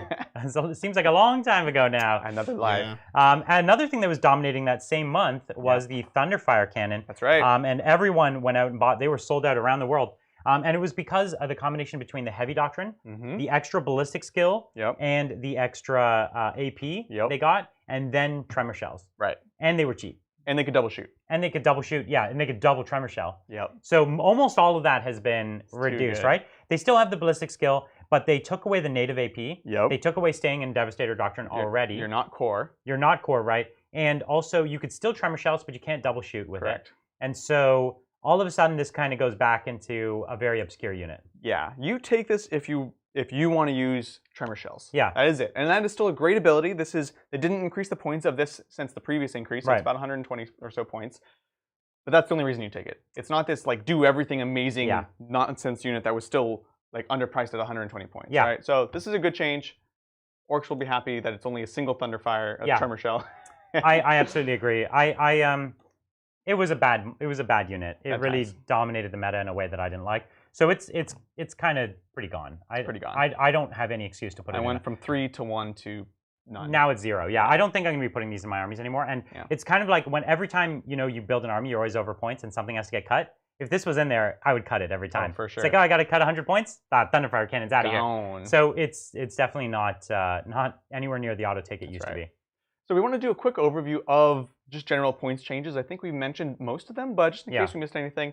Overall, points were very favorable for the Space Marines. Yeah, the points are good. This book is... They're so cheap. Like, if you were to compare stat line to stat line between this book and almost any other book in the game, Space Marines would be one of the cheapest armies, if not the cheapest armies in the game for their stat line. Exactly. Now, that's not the whole story, because Space Marines are in this weird place where you still get surprisingly less in an army than you think, but they still stack so many rules on these data sheets. So it's like you take a thing that's already undercosted, and then you stack their doctrines, their chapter tactics, their super doctrines, their auras from their chapter commands, right? And then their bonkers strats, and then their above average warlord traits and relics, and then their like semi-respectable psychic powers. And now all of a sudden you take that already cheaper model, and it's like, wow, so good. Cool. So the points in this book, very, very, very, very good. Space Marines are going to be competitive for a long time off of these points values. Absolutely. Just a couple of shout outs for those points. There was a lot of questions in pretty much every one of our streams regarding heavy bolters, melta-guns, things like that. The good news is they basically didn't change. Melta-guns and heavy bolters are almost unanimously still 10 points. There's a couple of exceptions for like certain units. Multi-melters are sitting around 20 points, so like that's pretty pricey. But well, I mean, it's 2 meltas now, so it's 20 points is right. Exactly. So yeah, it's totally fair. It bodes very well for Sisters players and other armies that have this. It's more shots and more damage. Yeah. So it's just more. Yeah, exactly. Yeah. So it's great. So that's those are big changes. Those are great changes. And then of course the other thing is we're seeing these gradations of points that are very different than what we saw in the summer, where it was everything was chunks of 5 points. Yeah. They were pretty universal. Now in the back of the book, it actually lists the points value for your unit with the base. And I have to say, as far as book design, this is the best book design I've ever done. So much better. It says, cool, your aggressor is 40 points. If you want to add this weapon, it's this many, because it comes with the other profile. Yeah, so absolutely. It's a really, really, like, here's one of the craziest ones. Company veterans, right? They can have every weapon in the whole game, basically. Yep. You can see here's a base, 2 to 5 models, so that's all the information you need there, 20 points per model, and then the points cost of every weapon for them.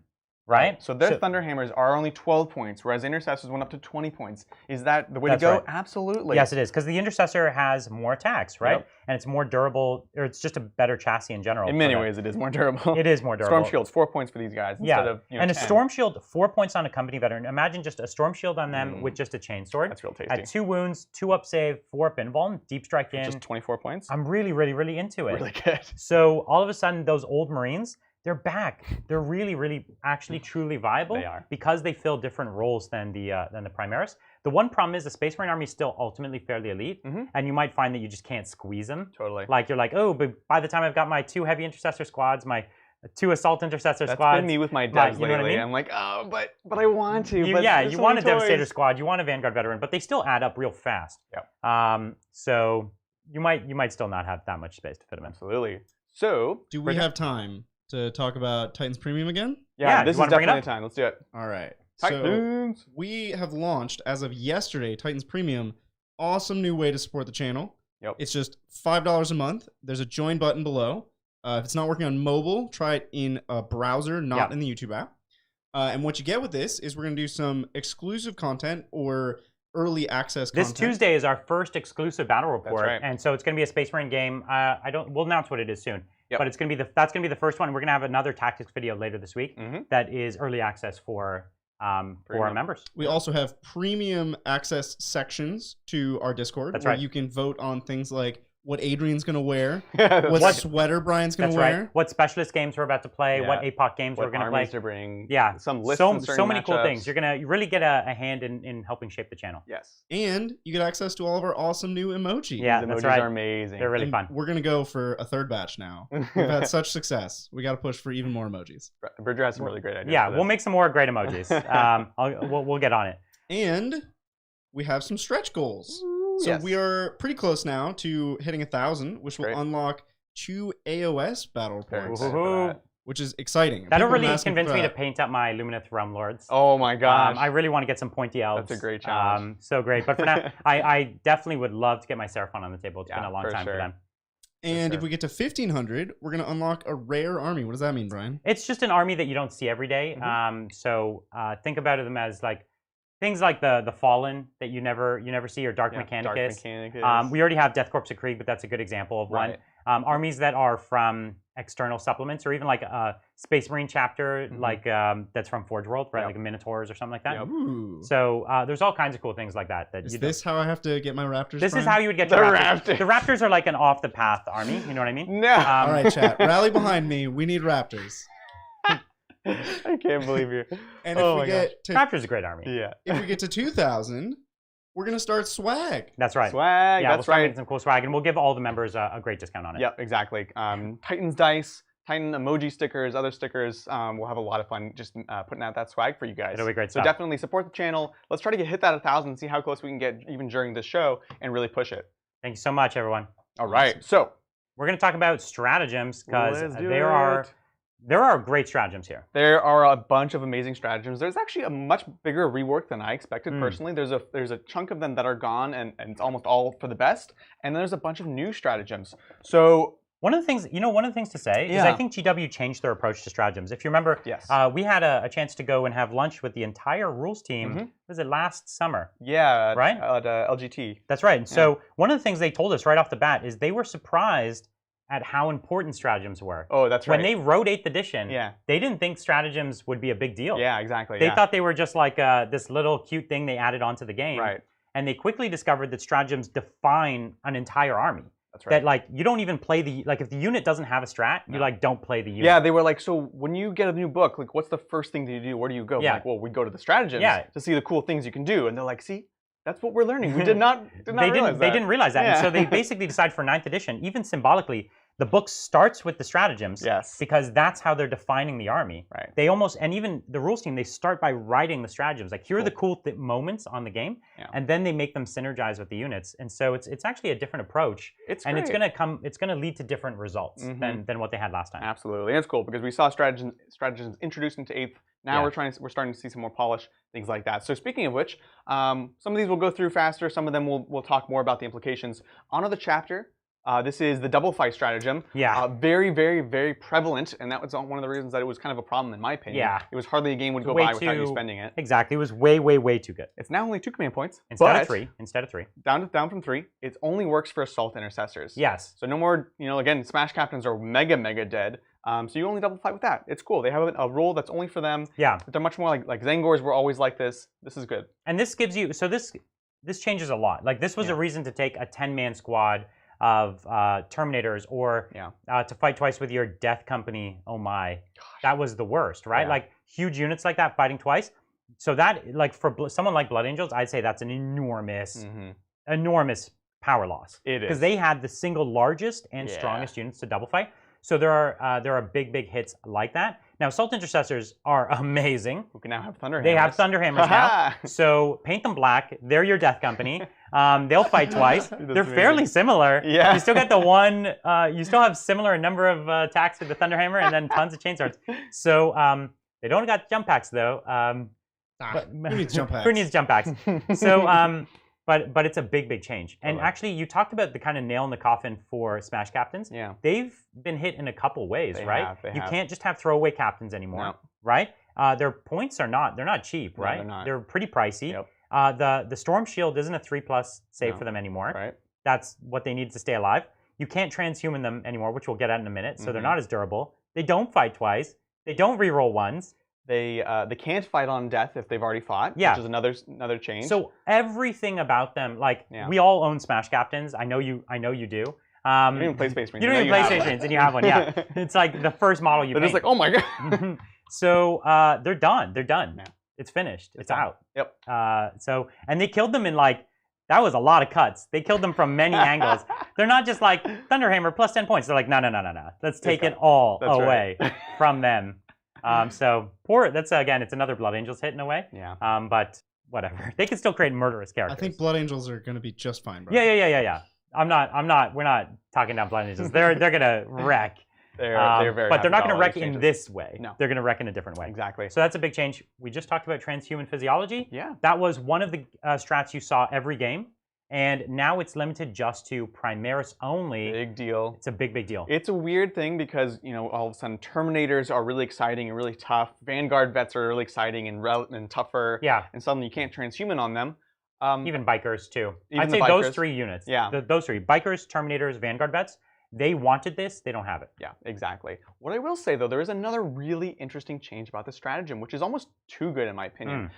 It is now a variable CP stratagem. It's 2 CP if you have a squad of 6 or more. 6 or more. So if you have 5 or less Marines, it's only 1 CP to transhuman. So 5 Blade Guard veterans, all the Gravis. All the Gravis in particular, because it's a lot of wins. The Gravis captain or whatever Primaris captain. Whenever you need it. Conversely, like, that is... It's a big shift because it's an unbelievably strong defensive ability. Yeah. It defined the defensive output because when the last codex came out, Space Marines got way more offensive, but they actually didn't get more defensive. No, yeah. Except for this. Yeah, yeah. This was the way they got more defensive, and it was enough to shift the meta a bit, right? Because just even surviving that one more turn with their power of offense, it's a big deal. This, of course, they're defensive because of their apothecary, and they're defensive now. Even Storm Shields in many ways make you more defensive, and there's other defensive strats. The army is now pretty. Nuts. They sit pretty as far as tough. Yeah. That's gross. Next one is kind of a brief one.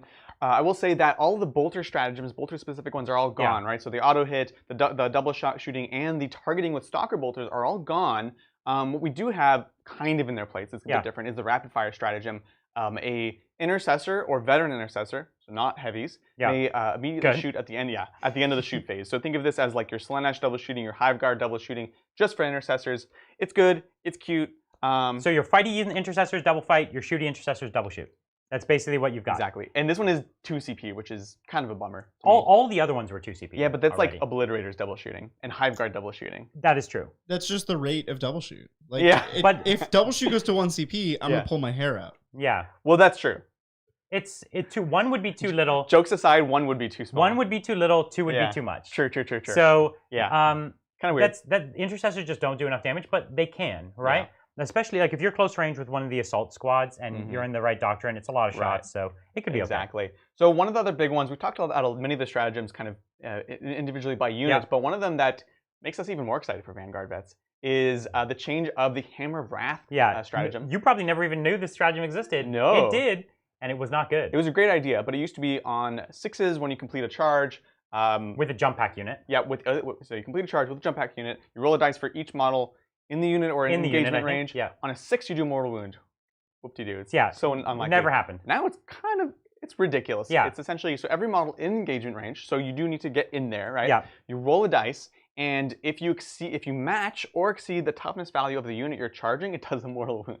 So it has much more uses now. Much better. You're charging something that has a really good invulnerable save, like some Terminators or something like that. You could plink just a few wounds. Only T4. That's I hope Tau has this exact same stratagem. Yeah. And it's on 6s, and so I hope it gets better as well. Because I've actually used it to finish a Smash Captain before. Yeah. Where I had like three dudes come in, and then I just got the 6, and he died.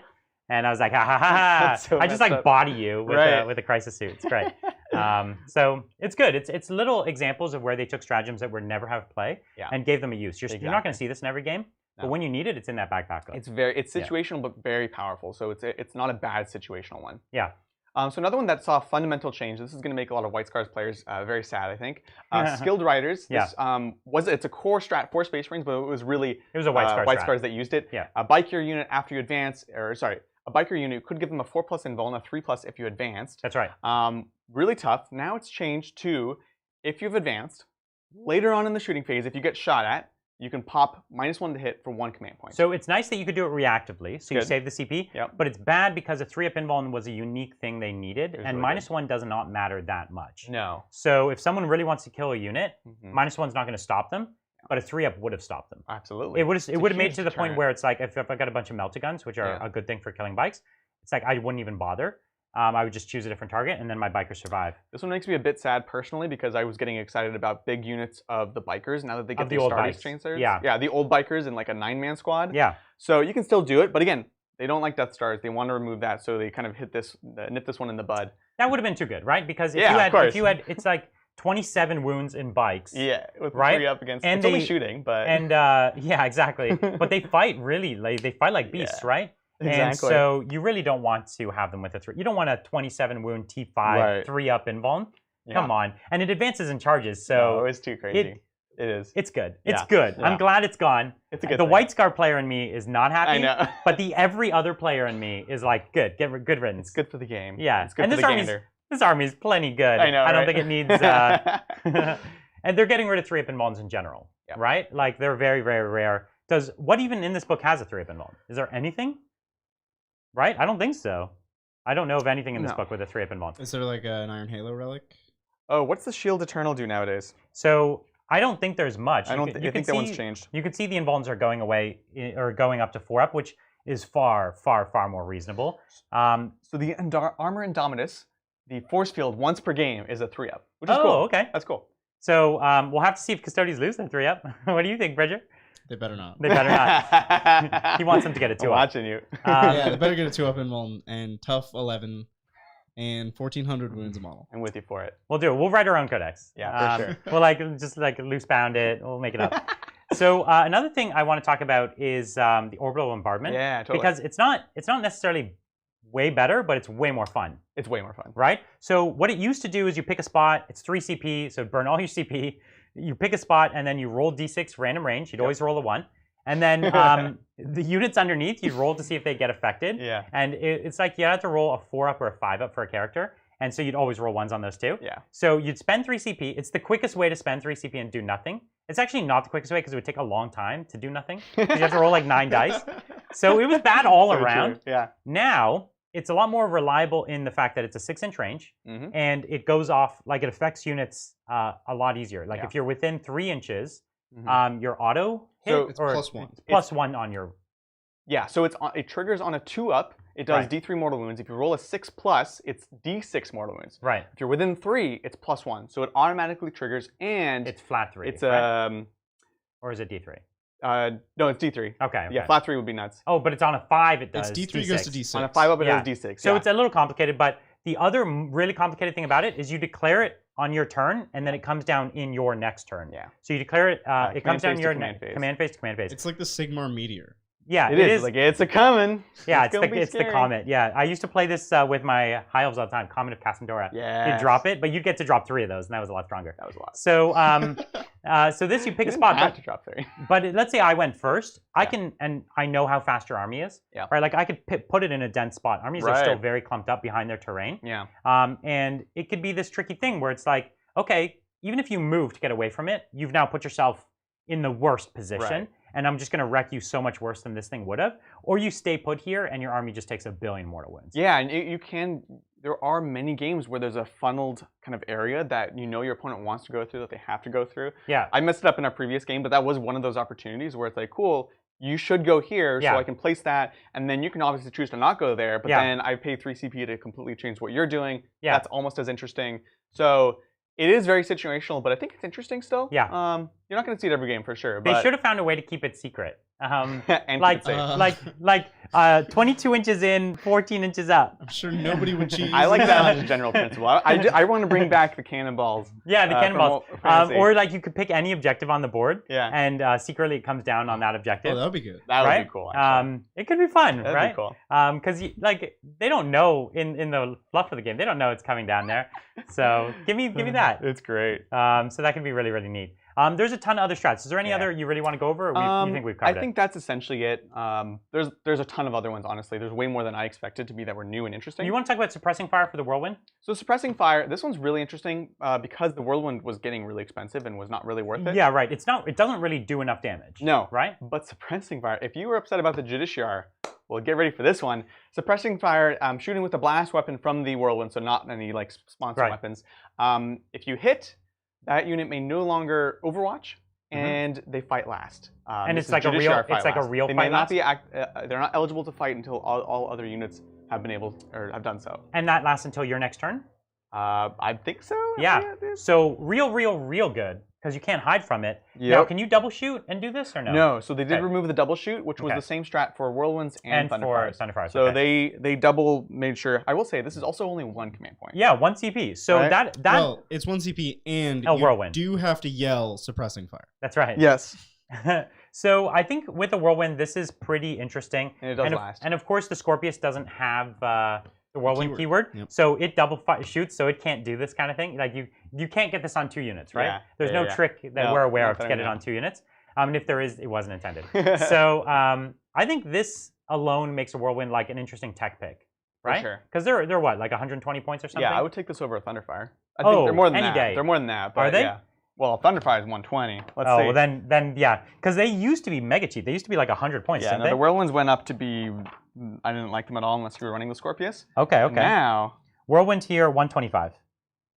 So it's pretty good. That's really good. That's pretty good. Yeah, don't ever take a Thunderfire because 120. So 5 more points, get a full tank chassis.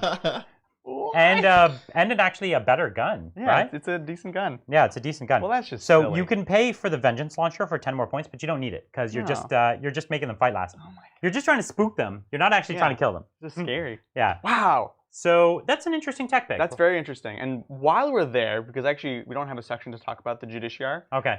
His range is only a 3 inches range. Yeah. Now. So much better. It was too oppressive. This is like he was an auto include. Yeah. And now he's just he's not quite an auto include because this is it's hard to make the effects go off. Yeah, it's much harder. So you can still do things like you set up your unit very deep, and he's in the front of the unit, so they have to either make the charge all the way to the back of the unit or still face that.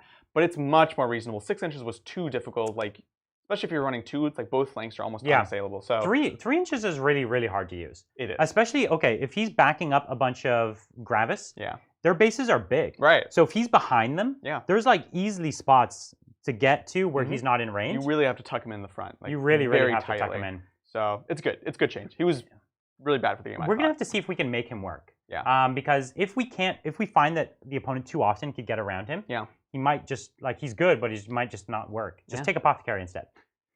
Always. Do we have time for some questions? Let's do it. Let's do it. Thank you, Phase Adept. Having a hard time deciding if, as a Salamanders player, I should run Melta in dev squads, ATVs, or the Gladiator tank in addition to 6 Eradicators. That's a good question. Not the ATVs, because they're ugly. Melta's good in all of these things, so that's why we're having a tough time picking. I also err on the side of not the ATVs, just because you also have amazing stratagems, +1 to wound, things like that for Melta, so you want to play into those larger squads. Yeah. This is, you said supporting Eradicators? Supporting Eradicators, yeah. I kind of like the devs in a pod, because then they're mobile, right? And that gives you a tool that the Eradicators are tougher to do. Yeah, I would go that way. They're pretty. What's a Devastator Marine with a multi-melta? With a multi? Well, multi-melta is 20 points. I think they're 20, unless it's one of the units they could maybe make it cheaper on. Okay. Let's see. Heavy. So Devastator Squad right here. Yep. 18 points per model. Yep. And you said the multi-melta is. Oh, it is 20. It is 20. Yeah. I don't see it here. Oh, here. There's multi-melta 20. Yeah, 20. So 38 points. 38 points. Pricey. It's a little pricey. Yeah. And if you someone would still wipe them. Like they'd work harder, but they'd have to put a good gun into it instead of bolters into it. Getting pricey. It's getting but pricey. That might be a little too much. So maybe the Gladiator then? Yeah, sure. The Melta Gladiator. Let's melt a Gladiator. All right, change the answer. There we go. And the Gladiator's stylish too. Buy the new models. That's what they want. And you don't get core, but you do get your Salamander trait. So you still get that reroll to wound, right? You still get the reroll to wound, and Salamanders are +1 to. Reroll to wound is. Reroll the 1 dice to wound. Reroll 1 for dice. any. Reroll all wounds from Melta is their Chapter Master.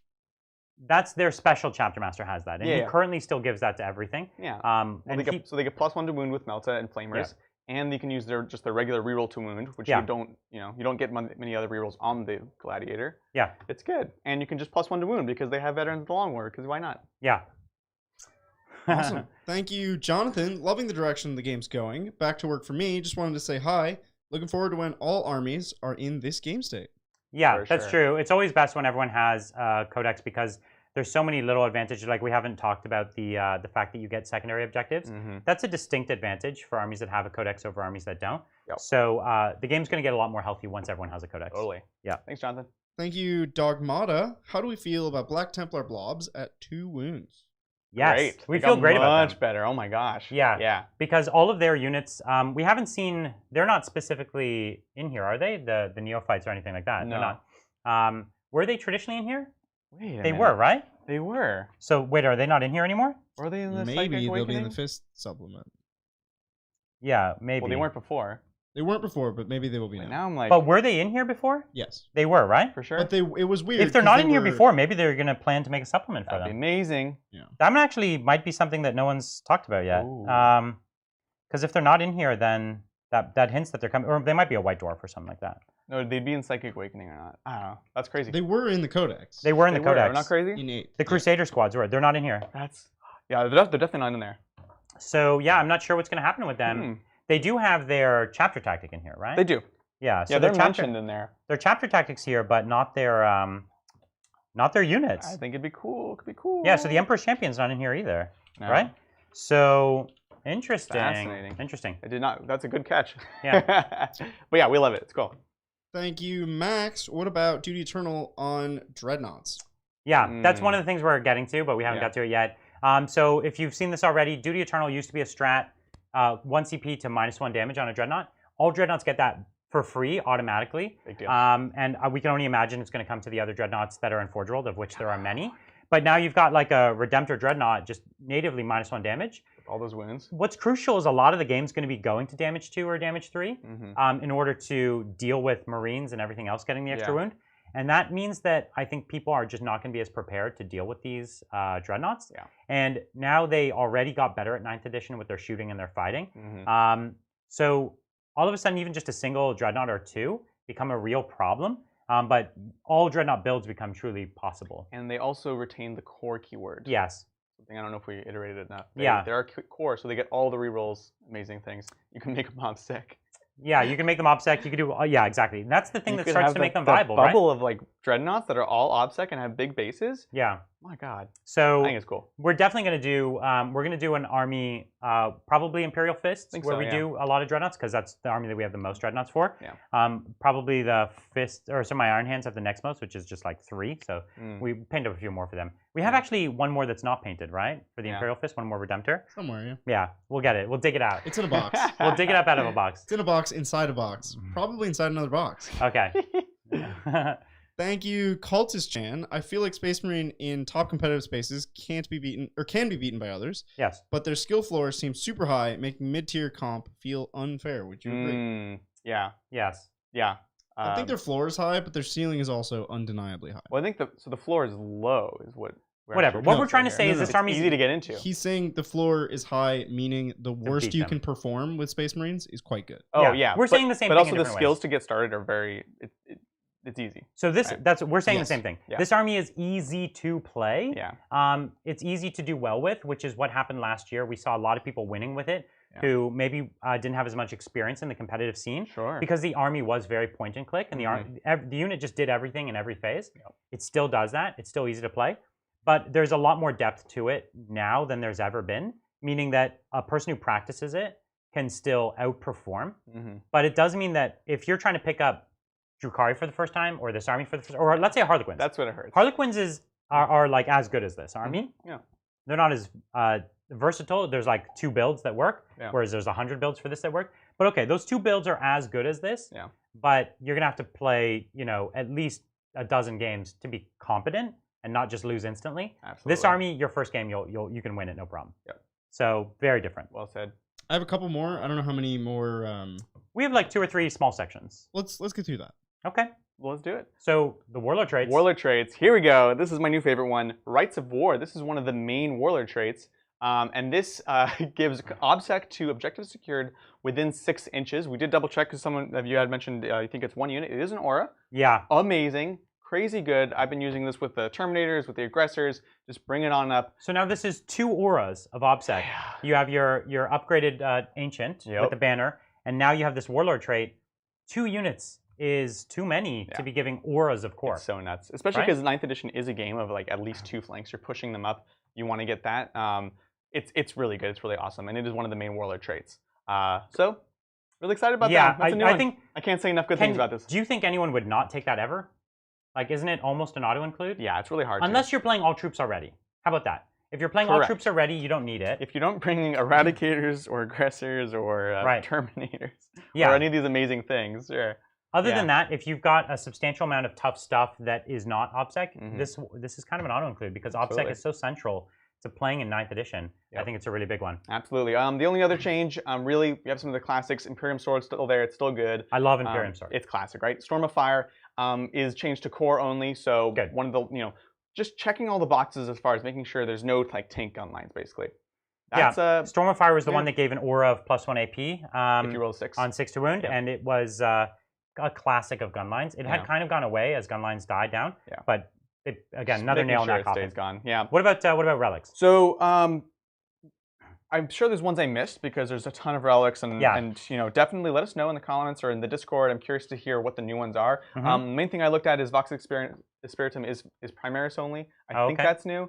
And what does this one do? The bear has to have Primaris. This gives +3 to your auras, and they do specify does not work on Psychic. So, I think that might have been Primaris only before. Okay, sounds good. So I think it's basically the same for the relics as far as I can tell. Okay. So definitely let us know if there's more changes. They're all good. So when you say on auras, like this wouldn't work on the Chapter Master's ability to pick 1 unit because it's not an aura. Yeah, and actually, so if when you guys get the book, you'll see they actually start to define auras much better. So like they'll say Warlord trait, aura. And it has like a little keyword bracket. Exactly. Yeah. So this one, Primaris model only, to a maximum of 9 inches, does not increase the range of aura abilities that are psychic powers. So yeah, like I said, I think largely unchanged. The Shield Eternal, the Armor Indominus are both just modified to match the new Storm Shield rules. Okay. Teeth of Terra, Burning Blade, still there, still great. And they're the same. Yeah. Yeah, Teeth of Terra is still great. Really, really solid. And with the Imperium Sword, such a good combination still because now you don't have that minus to hit, so you're hitting on 2s. It's really solid. Yeah. Okay. Psychic, the only thing I also want to mention, well, 2 things. One, most of the powers only work on core or characters. So no Might of Heroes on tanks, basically. You can't have your T9 repulsor or take some T7 up to T8. Okay. Whatever, that's fine. And then Psychic Fortress. This was the ability to ignore mortal wounds on a 5+ previously. You picked 1 unit, and then it was very strong. It was great, but this one has me really excited. It's a 5++, an indolent save for units within 6 inches. So Iron Daddy is great. I like it a lot. Like if you've ever played against Iron Father Pharaohs, with giving that 5+ invuln or to all the infantry within 6 inches, it's pretty great, and he just does it. And it's not just against shooting; it's just a 5 invuln. Yeah. Woo. So real good. That's really, really strong. Now you have no primary psychic defense, though, right? Like you have no way of ignoring mortal wounds. This is the one big change. Yeah. Okay. There's no need of. Is there a litany still? Yeah, the litany's still there. There is still a litany for that, but there's no way to. Is there a way to change a litany mid-game?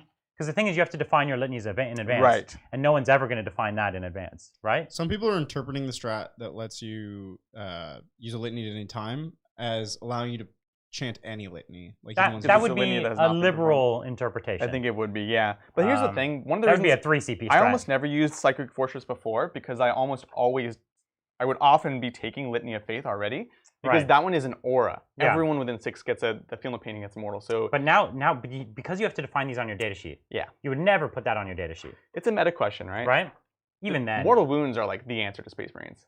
True, but smites are harder now than ever. Yeah, that's very true. So unless you're Catan, but Psychic is harder, but there are more mortals in the game in general. Sure. There's so many strats that splash mortals. And all the Exploding Land Raiders. That's true. Well, this one I think is only Psychic. Only from Psychic specifically. Which also. Yeah. Okay. No, this one is everything. It's all mortal. You need defense against yourself. Yeah. You're right. You should definitely. I should start taking chaplains and just putting those auras up, so when my tanks explode, I can weather it. But you're right. it's definitely, you have to decide to put this in your list. Yeah. So I don't know. I don't like that change. I wish you could pick your librarian powers and your chaplain abilities at the table, because several of these chaplain abilities you'll never pick. No. And several of these psychic powers you'll never pick because they're situational. Yep. And it doesn't make sense. That's for an event. Obviously, against your friend, you know what you're playing and you can pick it. But at an event, I don't like it. I really wish you could pick them at the table. I feel you. Okay, and litanies. So largely unchanged. They focus on locked to core and characters. So you can put them on characters still, which is nice because you can throw buffs. That's it. So the last thing we want to go over is what they call the chapter approved rules. Why do they call it chapter approved rules? I don't understand. Anyways, this is a section of the book that gives you secondary objectives. That's right. And these follow the rules of secondaries. They all have a category, right? And so there's one in Purge the Enemy, one in No Mercy. So that means you could still only take one per category. So if you take this one in the No Mercy, No Respite, then that means you can't take another one from that category. Yeah, While We Stand, We Fight, That's Kill right. More. This one's a very juicy category for Space Marines. Right. So it's always interesting to see, or will be interesting to see when these new books come out, what slots do they fill? Are they making up for a deficiency? Are they just a different option? Yeah. Like you can imagine Grey Knights is going to have one from the Psychic version, exactly. right? Or like, certain armies like Gene Stealer cults might take shadow operations and things like that. Totally. So they can make them fit. And generally, the secondary objectives in 9th edition are all bad, right? Yeah. There isn't even like They're one. So tough. There isn't even one awesome one. No. Like they're all, and when I say bad, I mean they're all hard, which is the way they design them. So I'm not saying they're bad. They're just like none of them are. You're never excited. You said it. It's out You on the always internet now. feel bad about. Someone's gonna clip that, Brian. You feel bad about taking each one of them. Well, these two, like none of these are awesome auto includes. Yeah. They're all kind of wacky, but we actually just played with one of them, and you got max points on it. I did get max points. I talked a lot of smack about that before the game, and then it actually worked out great. It was like the only one you got max points on. I know. So this one, I guess we'll talk about it briefly. It's Oaths of Moment. Super cool already. It's basically you get points for doing awesome Space Marine stuff. Yeah. Right? So basically, long story short, you get a victory point for killing characters or monsters during a turn. You get a point for not falling back and not failing a morale test. Those are the same, right? Failing morale is harder now because you don't have And They Shall Know No Fear. Exactly. And falling back is often a very tactical thing to do. So that one, it's kind of I should clarify. You do have They Shall Know No Fear, but it works differently. You don't get to reroll. You don't get to reroll morale tests. Yeah. You just ignore the combat attrition minuses. So if you're under half strength, you used to flee on 1s and 2s. Yeah. Now you always just on 1s. But Space Marines already had small units, so they didn't actually suffer from combat attrition, almost ever. I would wager though that we see more tactics to adjust that attrition modifier. Yeah. You know, I think Night Lords will come out and that could actually become pretty scary. Yeah, the Psychomancer has a negative impact to That's right.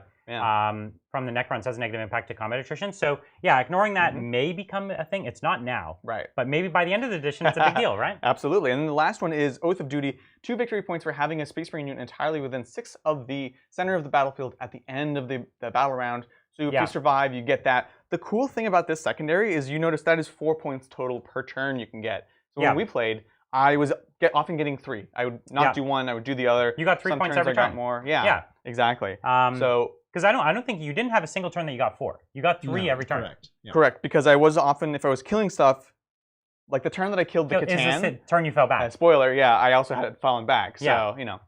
So anyways, this is our favorite of the 3. Yeah. The other 2 are like.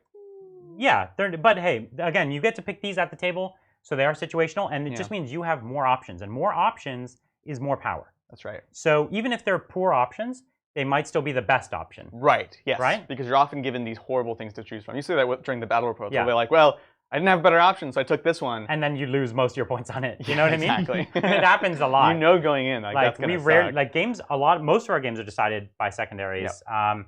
If it's decided by primaries, it's usually a blowout. Yep. Right. Somebody took the board and owned it. But most of the games where we're playing well matched, it's the secondaries that decide it. So having a slight advantage there is a big deal. So overall, do you want to just give me what are your overall impressions of this book now? Overall impressions we've seen it's a very powerful codex. It's a very flexible codex. They've done lots of things to adjust and kind of fix things that were too powerful and bring them in line with other things. There's more ways to play than ever, I think. And they offer a bunch of new units and revitalized old units, and they're all good. Okay. Is it too good? Is it too good? Almost. Like, apparently there's a lot of flack on the internet about Space Marines losing stuff and Aggressors, but honestly, I'm almost thinking this book is too good. Yeah. How are you going to, like, this is a really tough army to beat. In order for this book to not be too good, the other codexes are going to have to see very big leaps from where they are today, right? Like, if you're taking Guard or Chaos Space Marines or something like that, they're going to have to proportionally go up quite a bit to reach this level. If they do a small bump on each one of those armies, this will be one of the strongest codexes for a very, very long time, right? So I think a lot of armies need to see more of a percentage bump than they got. And Space Marines here, this is not a nerf from where they are today, right? This is a lateral move on a bunch of stuff, an upgrade on the majority of things, and then a removal of like under 5 problematic things, right? And so in general, I'd say this book is better than I expected it to be, stronger than I expected it to be. Space Marines are stronger today than they were before this book last week. So this book did up their current strength. It did not decrease it. And if you thought Space Marines were already too strong, they got stronger. They didn't get a ton stronger though. No. It's just a little stronger on like the strongest faction, which is already good. But the book is not a problem though. Like it's not verging into the territory of like when Iron Hands launched or when the Space Marine book launched last year. That was a problem. That was a big problem. Right? Yeah. That book was actually a huge issue. This is not, in my opinion, this isn't in that territory. This has the strong possibility of not actually having like codex creep, right? Yeah. It is great. They got a bit better, but I think as long as the next codexes are appropriately designed, it's all good. Everyone gets better than that. That's great. One thing, so like every army in the game can beat Space Marines. You just have to work harder than they have to work to beat you. Yeah, exactly. Okay? Whereas before, like this codex they launched last year, more than half the factions couldn't win under almost any circumstances. Yeah. And that sucks. That's not the position you're in now. You can outplay Space Marines, you could beat them, but they will just have a much easier time than you doing it because of efficiency. I think that's the key word. The efficiency of this book, the points, the abilities, the synergies is really, really high. But more than anything, I am happy about it. Even as a person who plays a lot of not Space Marines, I'm happy about it because it really opens up a ton of creativity in the way that you play the army and a number of units you can dust off and really put on the table. I'm really excited to see that. Yeah, totally. Awesome. Bridger, you want to take us through some questions? Before we go to Q&A, I just want to do one last push for today. On where are we at? Our new Where are we at on the numbers? Premium. We're almost to 950. Ooh, okay. So we're not far off from getting to that 1,000. Come on, guys. Let's push it. So by this time, I'm sure you've heard the spiel. We're trying to get us there.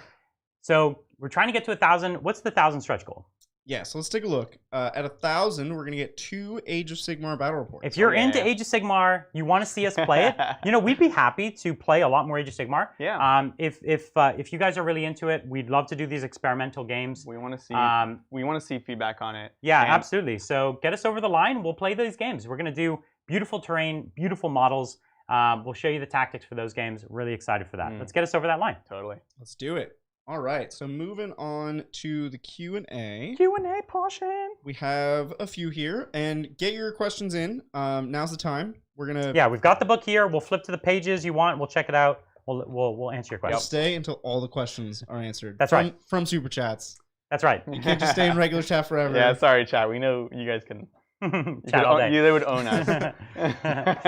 Thank you, Martin. How did Reavers turn out? Sorry if I missed it. Oh yeah. So they changed a bit. They got a bit of a change. I wish they had a bit more of a boost. In my opinion, the biggest change to them is the stratagem. The Terror Troop stratagem. Troops, yeah. So basically, it is 2 CP, which is the only thing that makes it not the best. If it was kind of pricey. It'd be great.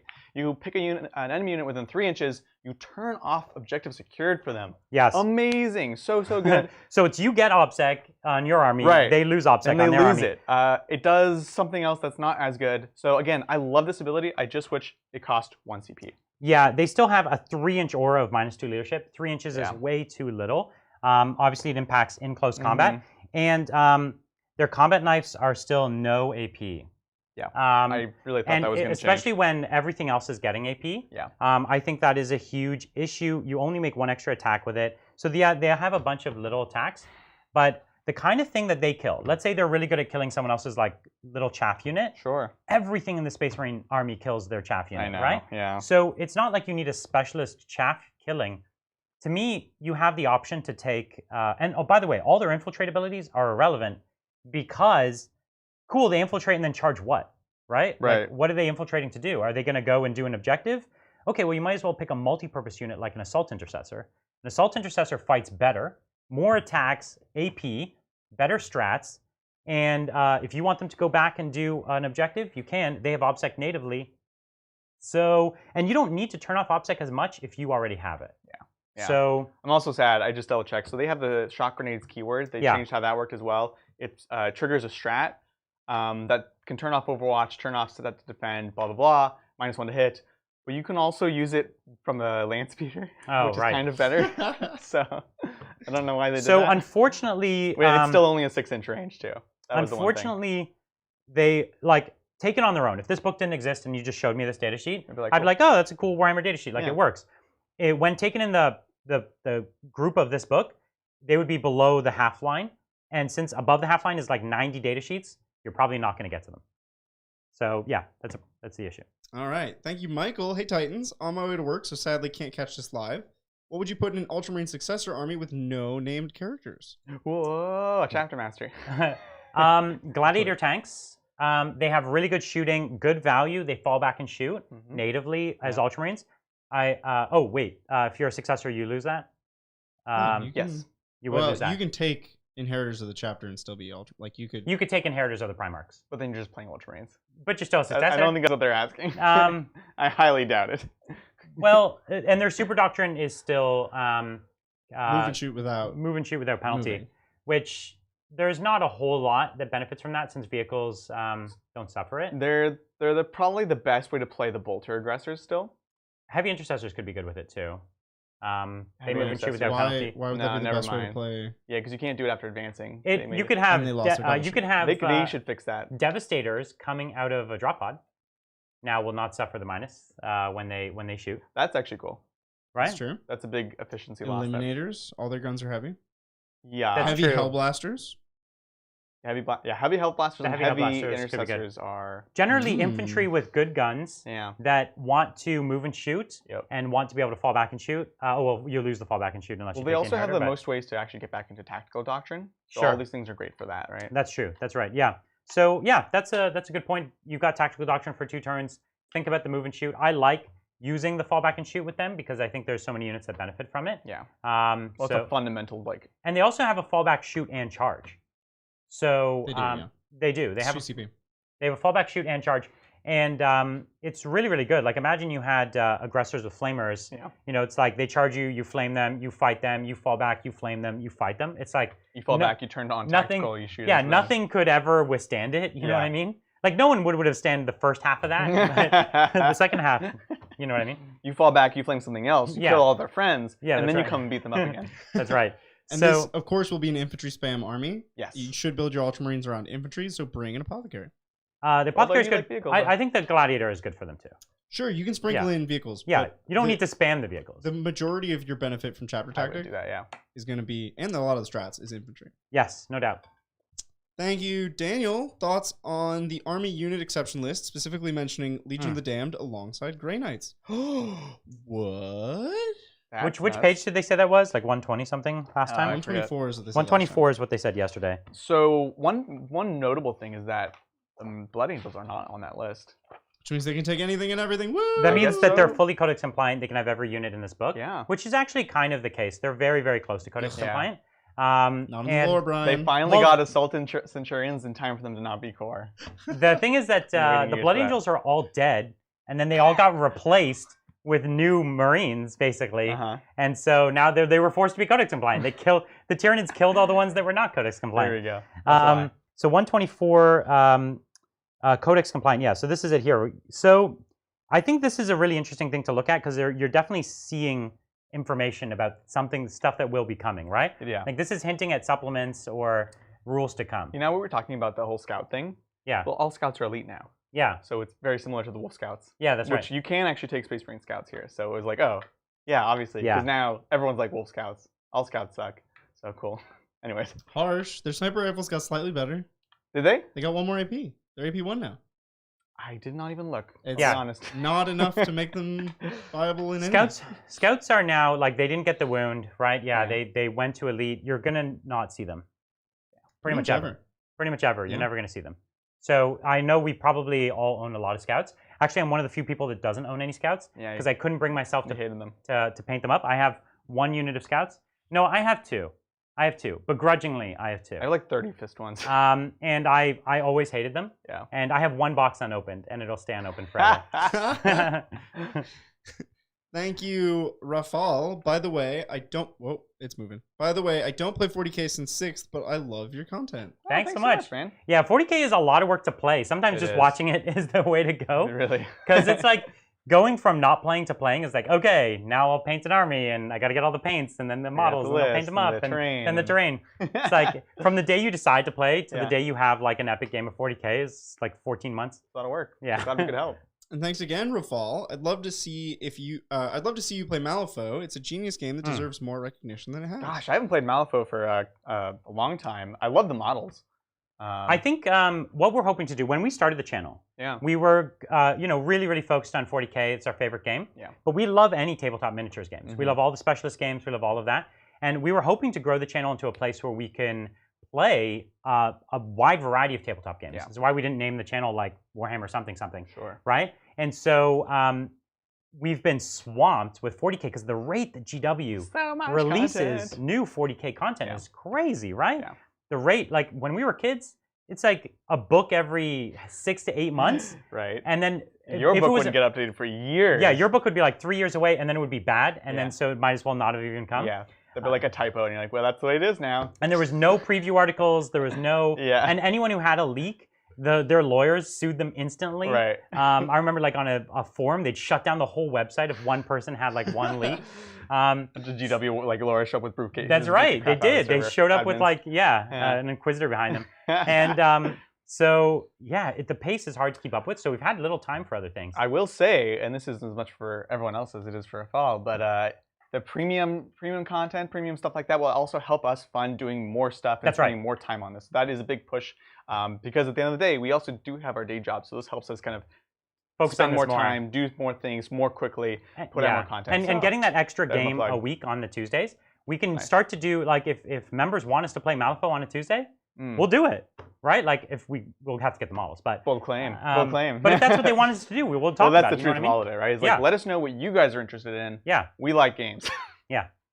Thank you, Alan. Any love for the Fire Raptor and Imperial Fists with the new heavy bolters? 2 quad heavy bolters can be pretty ridiculous now. They're pretty ridiculous. We need to see the points. But if the points of the heavy bolter did not go up a lot. They didn't go up at all on But they things. could make the quad heavy bolter 200 points or something. Yeah. Which historically they've done. The thing is already overpriced, but it got... I just bought one. You did. I just bought one. It's in the box. It's ready to build. I'm going to build it as Ultramarines. Yeah, which is also cool. Just to have it that crisp blue with the big Ultra symbol on the side. Yep.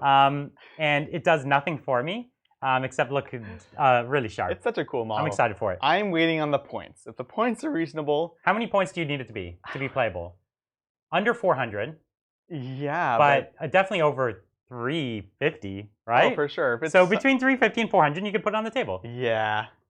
If it's... Yeah. Right? Because under 350 and it would be broken. That's my problem. And you can deep strike it for free. Yeah. You get one really good turn. I'm just so skeptical of them putting out a reasonable amount of points for it because of how ridiculous this thing is going to be. If it's between if it's over 400, it's still plausible, but it's starting to get like more and more unlikely. If it's 500 or less, like I would still run it for fun on the channel. 500 less, and it actually you could make your points back, maybe. Over 500, and it's a joke. Yeah. Yeah. I want it to be like 380. Oh gosh. That's too cheap. That's aggressive, Brian.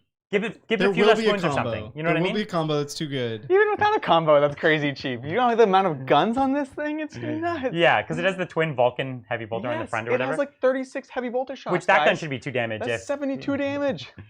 Let's talk about that. 72 damage. All right. Moving controversial. Along. No rerolls though. Yeah. No, it gets the core keyword. Thank you, Campbell. I own the Indominus box set minus the Outriders. What would be some good additions to that to make a 2K fluffy Black Templar list that performs well? You know what I would really suggest is get some Outriders. I would get more of that box overall, to be honest. More of that box. Blade Guard veteran. Which did you say which chapter? Black Templar. Black Templar. Oh, more Blade Guard veterans. So Blade Guard vets, put them in an impulsor is also really cool now. Yeah. It's true. Blade Guard apothecary to go with your Blade Guard vets. Yeah, get an apothecary. Get a chaplain. Bike chaplain. Get a bike chaplain. Bike chaplain's cool. Get an apothecary. Yeah.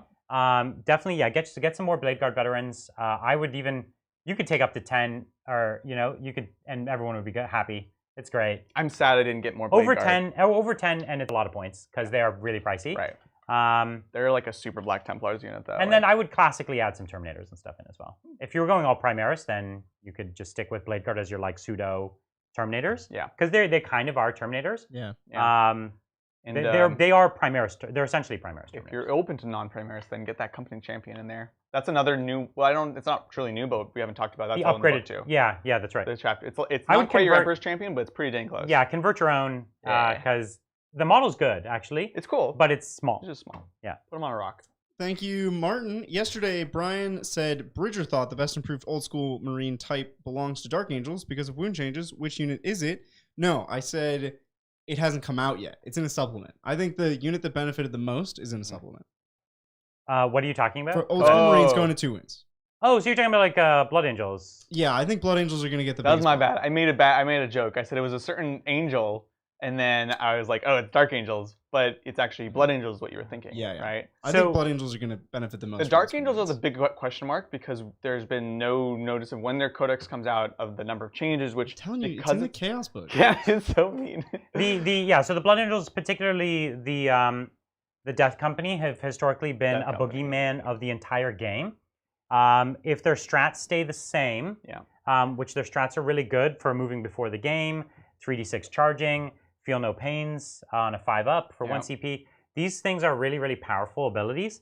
And if you put them up to 2 wounds, that's what they were always this thing that hit once and then your opponent removed them. If your opponent has to work either extra hard to remove them or doesn't manage to remove them, that's going to be a real issue. Well, the fact that you can the difficulty with Assault Doctrine has been traditionally, obviously, the fact that you have to get to turn 3. Yeah. You don't have to do that anymore. 2 CP, you're in Assault Doctrine now. Right away. Real scary. The truth one is, unit, though. Let's, cut off any unit. rumors that just came out. One unit. It's 1 unit. But that's in this book. That's in the Space Marine book right here. So the truth is you might not need that. They usually do kill what they fight. But if you needed them, if there was an impenetrable target, giving them all the extra attack, it's big. It's very big. All right. Thank you, Matthew. Hey, guys. Thanks for all the new content. Question: did impulsors, repulsors, etc. lose fly? And if so, does it matter? I don't think they do. Well, they don't have fallback and shoot because vehicles don't have fallback and shoot. Yeah. But I believe they still have the fly keyword. Let's see. Oh, they did lose it. Wow. Weird. We missed it. How did we miss that? What So- about the impulsor? That matter? No way. No, it matters a lot. That's So huge they're deal. they're actually fairly slowish, and so they used to be able to hide and then jump over. What? But now they're just hovering like the guard, or sorry, the AdMech tank AdMech tanks. Hate that rule. Which I can tell you with the AdMech tanks, it's a big, big, big deal. Yes, it is. Okay, it's been the difference between me losing games, and the fly on this I've used to great strength. Yeah. Because you can hide first turn and then shoot. Pop out. Use that free vertical movement. I wonder if many hover tanks are going to be losing fly. I hope so. Right? Like, what if a Wave Serpent loses fly? Don't What if? even No, say I it. don't take it away from Don't a even Wave say Serpent. it. Well, they're all hover They tanks. could though. Right? No, Like the but Tau tanks, what if they lose fly? Like that's a big deal that'd for be them. silly. That'd be so But horrible. repulsor Can you weighs check the like impulsor just to make sure? 10,000 tons. Oh, it's definitely lost it. If it's got Pulsar in its That name, they must have sucks. got rid of it. It's in the transport area, right? Gosh. So, yeah, they all lost fly. Like repulsors are fatties. I get it if they don't fly. They just Right, like, that's skim why I off was the like, let's ground. check, but If we take it away from like Wave Serpents and Hammerheads, that would be silly because those are light, fast flying tanks. Yeah, the Impulsor, yeah, lost it as well. Good So, I wonder It's if very, this very, very, was very their response to if it fits, it sits. Like people were putting Just grab don't put tanks it on in second buildings, floor. just can't do it. Now just can't do it. Wow. but if this hints at like so many other hover things losing fly, right? Like, what if a Venom loses fly and it's just They hovering? You know? wouldn't do No, that. Venom. I think the small things will be fine. But it's the same principle. No, because that's not a tank. Right. The tanks. Okay, fair enough. So, That's more like a jet bike. yeah, I'm very interested to know what this means for the future of the game. Wow. Um, Good. Thank you for asking that I question. kind of like it. there'd be no reason the Custodes tanks wouldn't lose it as well, right? Yeah, like, that's gone they're for all sure. they use the same repulsor fields. I think they They should literally come use up- the same repulsor fields. I think they should come up with a new keyword that is like hover or something, and it lets you ignore terrain but not end your move on terrain. Right? So you can move over a building, Yeah. but you can't land on a building. Well, you can Yeah, write it's it in for 10th unnecessary edition. Yeah. Very, very That's interesting. Yeah, good catch. nuts. Thanks. Yeah, we didn't spot that one. The impulsors in The Storm Bone Speeder went to a still have 5-up. it. That's The big one. speeders still have it. Cool. So Venoms, Yeah, equivalent. that makes more sense. Yeah. Wow. Thank you again, Martin. Hey, Titans. Just got here. What did I miss? Did my Dark Angels get their long overdue 2-up Ingolm? Could you create a table of non-chapter character types and favorite combos with warlord traits. Well, the warlord trait one I can definitely answer is I love that. I love that. The chapter master ability. Yes. Well, no, the The chapter master relic plus. Yeah. Plus the obsec, right? Yeah. Yeah. But that's not the chapter master warlord trait. It's a Right. core warlord trait. So you get your chapter master, give them the obsec bubble, put that with an elite unit that also benefits very much from the chapter master rerolls. That's been my main combo. The apothecary, I'm still. The chief apothecary is the best warlord in the Space Marine book. He's amazing. Yeah. But even saw yesterday, I'm still learning like where to place him. He was fine with the aggressors, but like I also kind of wanted another one on the other side. Yeah. You know, so figuring that out. Yeah, because you can't make them both apothecaries, and you can't use the strat twice. So you couldn't have rezzed on both sides of the table. Correct. But you could have had the optionality to res on either side. Yes. But now you're Well, losing no, I the think points you of can only action. upgrade one per. Yeah, I believe. So you can get the Feel No Pain. Yeah. And then the. But this one would have been free, and then this one you could have paid 1 CP to res. But they're in the same phase. Yeah, that's what I'm saying. Yeah. Yeah. Anyways, those are the main combos that we've been playing around with it, which are kind of obvious. And then the warlord trait for the banner guy, which same principle, just another way of getting obsec on a core but not troops unit. I'm wondering That's how what I'm most excited about. I'm wondering how a Terminator captain with a storm shield, like, does he become defensive enough with the 1-up save to actually be like an interesting combat character? Especially if you give him like Imperium Sword or something like that, so that he actually has a few attacks to make up for the hitting that he lost. It's just tough because you're competing with that Gravis captain. Yeah. Which is like a better Terminator He's captain. He's going to win every time. Yeah. Well, you know? if you make him, especially when you give him the chapter master. Angel relic. If he's chapter master, then yeah. But you rarely want to give away your chapter master as a combat character. He's usually more of a support.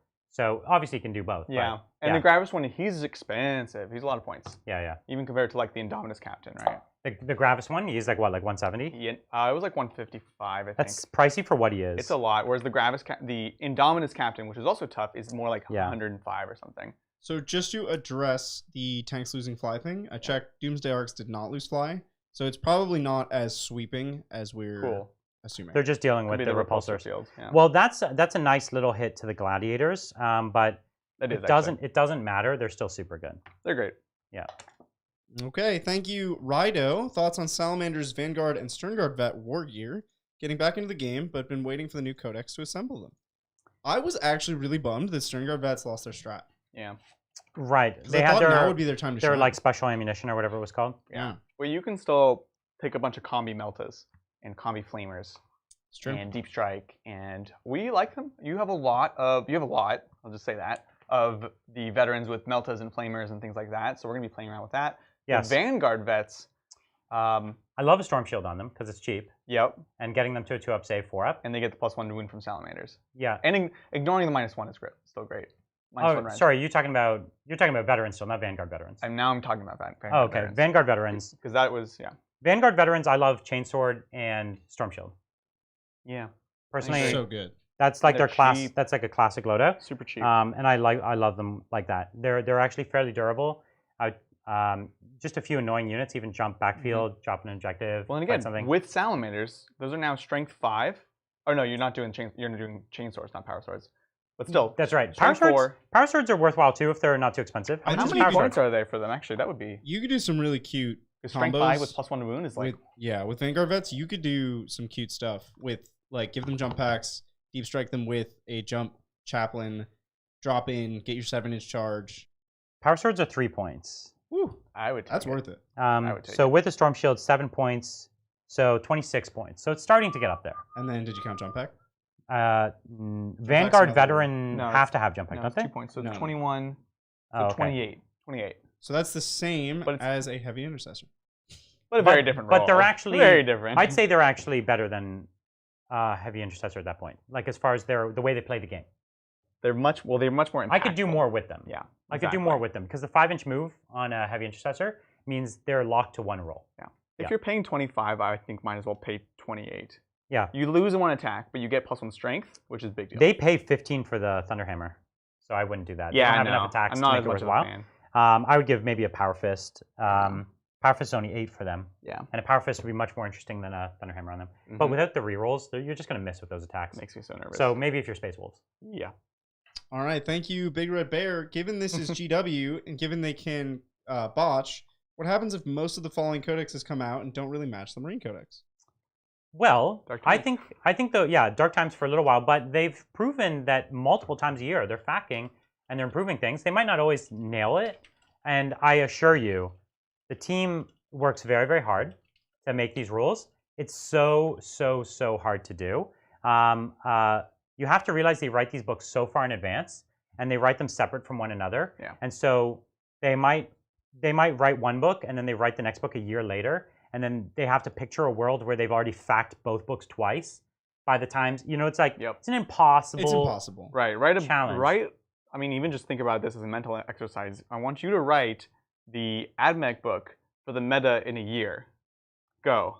Write it for the meta in a year. With the other when change you've rules. already fact, but you don't know the facts to the other books. Yeah. So you're trying to copy a rule that now you've already had to fact out, and in the meantime, someone else is writing a campaign book, and there's secretly one stratagem in it that breaks a whole other army or changes the meta in another direction. And this is a problem that just exists. It persists across all games of this scale that have print deadlines. Yes. Right. Magic is facing possibly worse instances of this problem. Day one massive changes. You have to cut GW some slack because it's an impossible problem to solve. The only answer to it is that every codex that comes out, you have to think of it, it's like, this is beta. Like it came out, and until it's gone through one full fact, and I don't mean like the week 2 facts, I mean like the 6 month until they do another, correct the game. Yeah. That's when you have V1 of the book. This is like beta version of the book. Yeah. That's the way I always think of it. And in that time, that's like the public test period of finding issues. Right. And then it goes through that. It is. It's just infeasible to do it another way in many regards. And it's a healthy way to do it. We do that, and we even play very competitive games in tournaments when that was a thing. And it was like, this thing might get FAQ'd, so like, do you like the model enough? Is it fun enough to do in the meantime, knowing that it could be gone? If so, then do it. If not, then you're going to be upset, right? Well, and that's one of the things that makes 40K not truly an interesting competitive game, is because at no point is the game even remotely fair. And so, so it's like, cool, I identified a broken thing, and people regularly win tournaments with broken things, especially like last year at most of the big tournaments historically that have been won by a broken army, right? Totally. Right, like every LVO win. Like, well, at this slice in time, this is the broken thing. And usually it's a discovery. Like it's a discovery they keep secret, so they find it. So last year was a broken Iron Hands army that nobody was playing until LVO. Yeah. And before that it was a broken army in the form of the Castellan Knight with Guard mix. Before that, and what almost won was the broken army of all the Flyers. And before that was the Ynnari Broken Army, which was discovered just in time. Warp Spiders in the 7th edition. So competitive 40K, that's just where the world is, and it'll never change. But for your casual play at home, just internally balance. Like if something comes out and it's really broken, make a game that's balanced amongst yourselves. That's what we do, and that's how we have fun. Games Workshop doesn't consider this to be gospel, so you shouldn't either, right? Yeah, that's right. All right, thank you, Mike. Best way to use Centurions now. They're my favorite model. I run them as fists. I have them kitted with heavy bolters. Yeah. They're going to do fine. Is the best way to use them. Man after my own heart. That's heavy bolters with fists, that's the way to do it. With an apothecary, rezzing. Okay. Yes, definitely. Apothecary, it doesn't just raise points. It raises any infantry, not core, right? Yeah, any PPMs. So that's how I would do it. Yeah, there's no reason to have them in one big squad anymore, is there? Like there's some strats for plus to cover, but you don't really care that much. There's the +1 damage and counting as being an all doctrine. +1 damage against vehicles. Well, and counting as all doctrine, that's a good one. Because then you're like your nipple bolters are up at extra rend. Your heavy bolters are 3 damage against other things extra So rend. that's an excuse. Yeah, and they actually slap in melee. We've seen that. But it's a 2 CP strat. So you're really going to have to want that. Yeah. So if you either you want to use that strat in which you take a 5 or 6 man squad, or you don't want to use that strat and you take like 3 2-man squads. Yeah. Because one of the things about 3-man, 2-man, or 3-mans. You take you take 3-mans. Yeah. The one thing about them is that when you've got a big unit, your opponent will play around them. Yes. So he'll like find the angle where you don't have enough movement to shoot him, and it's really hard to move them. And if you start them out in their vulnerable position, people will take pot shots and kill them. And so if you have multiple squads, then not so many eggs in one basket. I will say, less Thunderfires. Less Thunderfires. To Tremor Shells. I only move 2 feet, now I move 1 foot. Yeah, everyone bringing their 3 damage guns doesn't kill you any faster than the 4 damage, or than the 2 damage, so that's good too. Thank you, Brad. Loadout for Assault Intercessor Sergeants, Hammer, Sword, or Fist, and Claws for Assault Terminators now? I think the Hammer's worth it as long as you don't have too many squads, because it'll add up quick. Yeah, 20 points for the Fist, though. The fist is 10, I think. 20 points. The fist for only 10 points is like... Oh, it's 20 for a Thunderhammer. 20 for intercessors. But for assault intercessors, is it still 20? Probably. Oh, I don't even know what I should even looked be up. worse on that. I might have looked up only assault. So troops, assault intercessors, Thunderhammer 20 points, Power Fist 10. So take the Power Fist. I would do Power Fist, yeah. Yep. So Power Fist is the answer, not Thunderhammer. I just bought a ton of Thunderhammers. I gotta check myself. And claws for assault terminators. I'm still not a huge fan of claws. No, claws. They don't have the damage. Yeah, damage 1 is just. When you want to kill things that are 1 wound, kill them with your bolters. Well, they're also only -1 red. Or just your punchy Space Marine fists. Like anything kills. That's what I'm trying to say. Like kill them with chainswords, kill them with bolters. Yeah. Chainswords do it better than lightning claws. Yeah, if you look at chainsword, you get an extra attack and the same AP. You just don't reroll wounds. You just don't reroll wounds. And it's free. That's way worse, guys. No, no, the claws are free. The claws are free? +1 damage. Well, you can't take chainswords on assault terminators, so it's not like a yeah. The claws are the base 33-point mod. Oh, okay. That's what they come with. Yeah. But you can give them chain fists for like what, 5 points, 10 points? Yeah. No, that's fine. I'm just saying they're not better. Like chain swords are not better. Any excuse to take a chain fist in this game ever for any reason is a valid excuse. Yeah. And then the shooty ones come native with the fist and a storm bolter for 38 points. That's interesting. Yeah. Okay, Terminator Assault Squad right here. Yep. Right, so that's it. They don't even have an option. They only have the Thunderhammer or the claws, right? So what they might say is, and so the claws you are can free. Also take this. Yeah, the claws are free. The claws are the base model, and that's the only things you can. Only 2 builds for the melee ones, right? Yeah. So yeah. Okay. Well, I don't love the claws. Thank you, Thurgood. Potentially good units for Raven Guard, Shrike, and 10-man Vanguard Vet jump pack with paired Lightning Claws. Sure. Heavy Intercessor in the back with Chapter Tactic. Yeah, I think that all sounds fine. That's cool. I like it. If you want to use the claws on your, if you want to use the claws for your jump troops, that's very Raven Guard aesthetic. Ooh. So it looks good, and you get the extra paired attack. Lightning Claws go to +2 attacks. They're AP2, not AP1, so we made that So we'd have to go to. They're AP2 for Lightning Claw. Yeah, they've always been AP2. Yeah. So go to Vanguard Vets. Oh, they are my AP2. Yeah. Yeah, they've always been. That's right. So we'll go to Vanguard Vets because the paired Lightning Claws might be +2 attacks. Well, that's what the Terminators don't look like they get it. But Vanguard Veterans are fast attack. elite. No, they're elite. What? All veterans are elite. The Assault Squad are fast attack. You're right. But the Vanguard Vet. All vets are elite. The whole army's elite. Fair. I love how like 9th edition came out Vanguard and everyone Veterans discovered that battalions have 6 elite slots. It's like, what? I don't think it grants it, but I don't even see the Lightning Claw option on the Vanguard Veterans. They definitely have the option. Yeah. Oh, it's melee weapons list maybe. Bolt pistol replaced with 1 item from the melee melee weapon. It's not specifically called out here.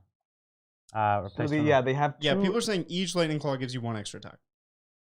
So then if you took 2, then you would get 2 extra attacks. Because it doesn't now count. It's interesting. It doesn't count as a pair. It counts as buying 2 Lightning Claws. Right. Yeah. So you're like, I want to do That actually is really interesting to me. Vanguard Vets with paired Lightning Claws. You want the most number of attacks you can get. Lightning Claws are free, I'm hearing? Lightning Claws are free. They're built in, yeah. Lightning Claws are free. Ooh-wee. So that's all right. Vanguard Vets on the charge have like, what, 8 attacks as Blood Angels? So, because what, you get 2 extra attacks per? Is that what we're saying? 2 total, because you have 2. Yeah, 2 to start. 4, Angry Charge, 5. Blood Angels, 7. Well, yeah, so if you're Blood Angels and in their Super Doctrine. Yeah, no, that's good. I'm just, for context to the viewers. Like, let's get on that hype train. Yeah, and look, they look good. White Scars and they all do 2 damage. In the book here, they actually show the Raven Guard with the 2 claws. That's cool. Looks good. I like that. The claws look like Power Fists. They're so chunky. I know. I think, let's do it. Okay, change my mind. You did it. that 100, 180, like total. The +1. Yeah. Well, we were talking about Terminators before. I don't like them on the Terminators necessarily. But when you have 2 of them on the Vanguard Veterans, they can slice. That's nuts. The Terminators are they're so cheap. So the Terminators can, they can have them, they have them paired by default. Is that right? That's what I'm saying. I don't know if I like it as much because that's not the role I would typically have for my Terminators. Mm-hmm. I don't put my tough guys into your thinnest guys. I put my tough guys into your tough guys, and I try to out-tough you, you know what I mean? And so that's generally, I like the Terminators to have the big weapons because it's like if I'm going to put the big weapon on something, it's the thing that can survive. That's generally the way I've always thought about it. I put the cheap weapon on the thing that's throwaway. Yeah. All right. Thank you, Noah. Hi from Canterbury. Just wanted to keep up the support, no question, but I'd like to shout out my buddy Adam, who watches these as well. What's up, Adam? What up, Adam? Thank you. Appreciate it. Thank you, Sandy. Titans, favorite meme from Discord meme channel so far? Oh my God. So many. Today? I mean, yes. I've been like every 10 So minutes. join our Discord, first of all. It's and so check out the meme channel. There's some good memes in there. But my favorite today was, I showed Adrian and he couldn't stop laughing. It's the Rocky picture of Rocky going, Adrian! And he's all like beat up and bloody. Yeah. And then there's 5 ones. 5 ones. That one was really good. I also like the one of Gandalf finding the tome in the Mines of Moria, and he's like, I found it. It's the plans for the terrain video. Definitely check it out. There's some saucy memers up there. Very good memes. Thank you, Alex. Hey, Titans. Long-time listener, first-time caller, and I love the content. Actually painting up some Assault Intercessors for my White Scars now. Did White Scars chapter tactics change at all? It did not, I don't believe. No changes. It's still amazing. It's amazing, and they got better. They're one of my top picks for that new stratagem again. That's so terrifying. At any moment, a White Scars player could be like, "This unit is +1 damage." +1 damage. Like what? Excuse me. And their bolters are AP an extra rend. And like it's like that's so scary. What don't they do? Yeah, White Scars are fantastic. Because you used to be able to outpace and mess with White Scars. Yeah, declare a charge in a turn which they advanced or fell back. Yeah. They don't suffer the penalty to hit rolls for firing assault weapons and advancing. So and they just kind of their chapter tactic was already fixed in FAQ so that the assault weapons worked and it was not just bikers. Yeah. And this sort of reconfirms it that they are sticking with that. So, if you weren't using the FAQ, this is really, what it is. It's really good. Now, there's a funny thing where I'll give you an example. Like Eradicators, you used to be able to advance and double shoot them. They took that away. So you can't advance and double shoot them. Fascinating. If you advance an Eradicator now, he loses the double shoot. Wow. And so that used to pair really nicely with White Scars. Yeah. But you can't do that particular combination. You can still advance in single shoot, though, at least. You can still advance in single shoot. Jesse did this to me in my game. I forgot they have a strat to fall back and shoot, which was like whatever. They can fall back and shoot. Except for its Eradicators. And then they're technically fall back, shoot, and charge. And you'll never tag them. I'm like, cool. Stupid Eradicators. That was horrible. Are Eradicators elite or are they? They're heavy. They're heavy. Yeah. That makes sense. Despite what I put them in my I don't know if we mentioned today, Eradicators went up to units of 6. Vanguard or Eradicators went to unit 6, and the Blade Guard veterans, and they all went up to 6. Not things the bikes, not the bikes. And Eliminators, not the bikes. Good. The bikes would have been really bad. Silly. The Eliminators stayed at 3. Like a lot of the old things that were at 3 stayed at 3. So, yeah. I like how we say that the bikes going up to 6 would be silly, but Eradicators going up to 6, like... Actually, the bikes would be worse than the Eradicators. I'm upset about the Eradicators. Okay, because the Eradicators, they double shoot, and they typically will get very close to killing the thing they want to kill. Yeah. And so having the optionality of 3 is really kind of a sweet spot for them. And also, you have a strong incentive to stay out of their range when you have a big squad. Yeah. Whereas if you have multiple, you can kind of spread your threats in a really nice way. Whereas the biker squad, there's so many strats that affect bikers where you just want to go in and hit really hard. Yeah. I really think that's a good. It's the Blade Guard vets that are like super busted. Also problematic. The Blade Guard veterans are the issue, especially when you give them OBSEC. It becomes a real issue. They're super duper tough. You can take the Blade Guard banner guy and give them OBSEC with him. Yep. It's great. Can you can upgrade him because he's an ancient. I believe it's just by keywords, so yeah. Cool. It's nuts. It's so cool. So he gives them OBSEC, and then he gives them +1 to hit. +1 to hit. And when they and when they die, they can get 2 attacks. Good stuff. Awesome. All right, let's keep moving. Thank you, Keldon. In 9th, Raven Guard got hit hard. What is their new playstyle, considering their tactic is useless and successors are necessary for them to be decent? I would not say their tactic is useless. It's 18 inches away, you get light cover. And if you're 12 inches away and in cover, then you get -1 to hit. Yeah, so the 18-inch change is unfortunate, right? This is all the stealthy stuff is moving to 18. It's nice that the 12-inch still applies for being in cover, so that's a bit better. That is not a good chapter tactic. Not the best. But it's not useless. Definitely not. It's not useless, but the way you'd want to play the army, like their strats are all about getting into position, and usually getting into position up the board, not back the board, Yep. And so this does not synergize with their playstyle. Their playstyle is a mid-board control/combat army that plays with a lot of tricks. It keeps its hammers protected, or it ensures that its hammers hit where and when it wants to. And so to me, this is most devastating as a combat army and as an early board control army. And the chapter tactic does nothing for either of those. They lost. Well, the thing is, they've lost one of their nastiest builds, which was tons of snipers, eliminators, and then just the aggressors and the vanguard vets pushing up. Sure. You can do the last two, but all the snipers, like multiple captain snipers, all that stuff is just gone, right? All the rerolls. I think eliminators go well with the new eliminators go well with their new plan of get up the board fast, hold the board. I think the eliminators work. Yeah, they're still going to snipe well. I think that's true. And new Vanguard vets with double Lightning Claw, they can pre-game move advance and then in-game move advance and charge. Yeah, can touch anything and kill basically anything. And they're cheap enough to throw. They're cheap enough to throw away. Yes. And if you've already got a bunch of stuff infiltrated on objectives, and then you've pinned them turn 1 because of your early assault, it could take them several turns to recover. By which point you've won on points. No, I think the army is still super interesting. That's the way to play. But you're right, though. The chapter tactic does not help you in any of those, though. No. Not really. Yeah. So be a successor. Yeah. So hungry for battle, +1 to advance and charge, and take your pick on anything else. Who cares? You either lean into shooting or into melee, right? I would lean into melee. I would lean into melee. Okay, so then exploding 6s? Yeah. In combat, maybe, you mean? Yeah. It's a good one. So good. Especially when you have so many attacks on those Vanguard vets. Especially when, if you have a bunch of Phobos and you're getting in turn 1, like, I'm into it. Ship it. So many attacks. It's really cool. Thank you, Martin. Adrian, you just broke my heart. Please, can the best something belong to Dark Angels? And Brian, can you intercede with the GW people? Well, the best Chaos Space Marine faction. Stop it. So, yeah, I felt bad when you posted the comment. I was like, oh no, I was just trying to make it funny, and now. No, so Dark Angels. So here's my thing. Yeah, give it to me. I personally, and I don't actually know anything, I'm expecting massive upgrades and changes to Dark Angels, right? I think we should somewhat read into the fact that they are not being released immediately. I think they could do a ton with that book that they just haven't, right? Correct. They basically have the 3 sub-chapters that no other, Space Marines really have within them.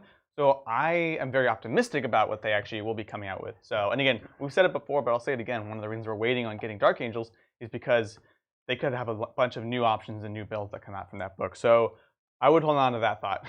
I think the Deathwing Knights going up a wound, they haven't yet.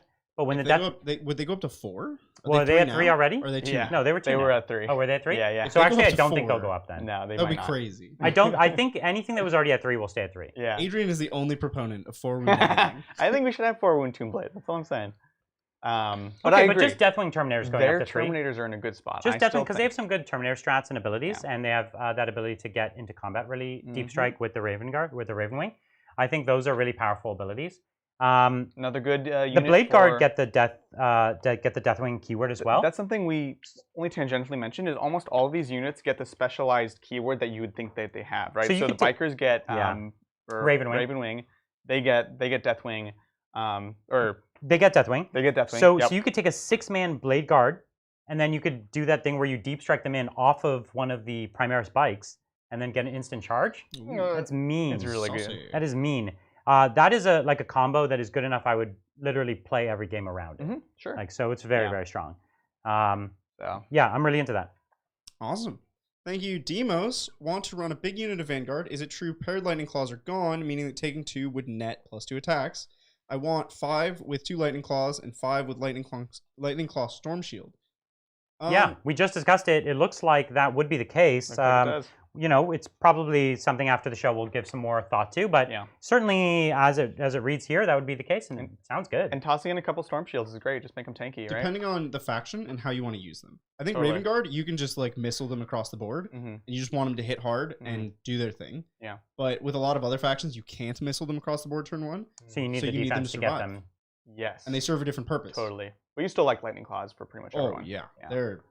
White Scars are really good. Because I was thinking Thunderhammer or Chainsword on Vanguard vets. Yeah. Or run them naked, make them cheap. Right. But now that I see how cheap Lightning Claws are and how many attacks you get. And they look great. They look cool. Awesome. They're it's iconic. so funny that finally the Thunderhammer and Storm Shields are worth the points, but it's because you get the extra one, but now it's well actually there's other things that we could do just instead and make them cheaper and better. Yeah. I'm really into that. And you could buy those 30K the special jump Vanguard veterans with the double claws. Oh yeah. For Raven Guard, cool. Those will look so sharp. Can I play my Warp Talons as Vanguard vets? No. Warp Talons, poor Warp Talons. Poor Warp Talons. Thank you again, Martin. I love the heavy weapons on Terminators, in particular the chain gun thing, and the Heavy Flamer. Is there anything in the book that makes this okay? I don't. Oh, the chain gun is the assault. The assault cannon. Assault cannon. It's not a carries. It's a normal. Well, it depends assault on cannon. which Terminator you have. Oh, if you have really? The relic Terminators. The They old get ones, carries? They get carries. Yeah. That's cool. I That's did cool. not know Well, that. they know that because they're in the board game box that I bought 4 years ago. There's no, I had no special idea. strats for them that really like calls them out. No. Obviously, so you The Heavy Flamer's better now. wait, really? 12-inch range. It's 12 inch. Oh, right, yeah. No, Dream's all excited. I got really excited for a second. Yeah. The assault cannon, I think, is still more interesting. But we did keep Fury the First in case you missed that from the game yesterday. So that's just a nice thing that was always good. But nothing in particular. The relic Terminators are +1 move. All Terminators are moving. The relic 5. Terminators, so these are 5, yeah. They used to be 4. Oh, they yeah, were right. Cataphracti. Well, they were Cataphracti and or Tartaros. Tartaros. Now they're just in the same. And the Cataphracti were 4, the Tardos are 5. Yep. But Yes. now they're all 5. But the invulns changed. And that means they lost their half advance as well. Cataphracti used to half their It was advance. so silly. Which, Death Guard will be happy for that one. Yeah. I hope they... Every inch matters. It's a huge deal for them. Yeah, that's it. Awesome. Thank you, Casey. I have had to come and go and haven't heard anything.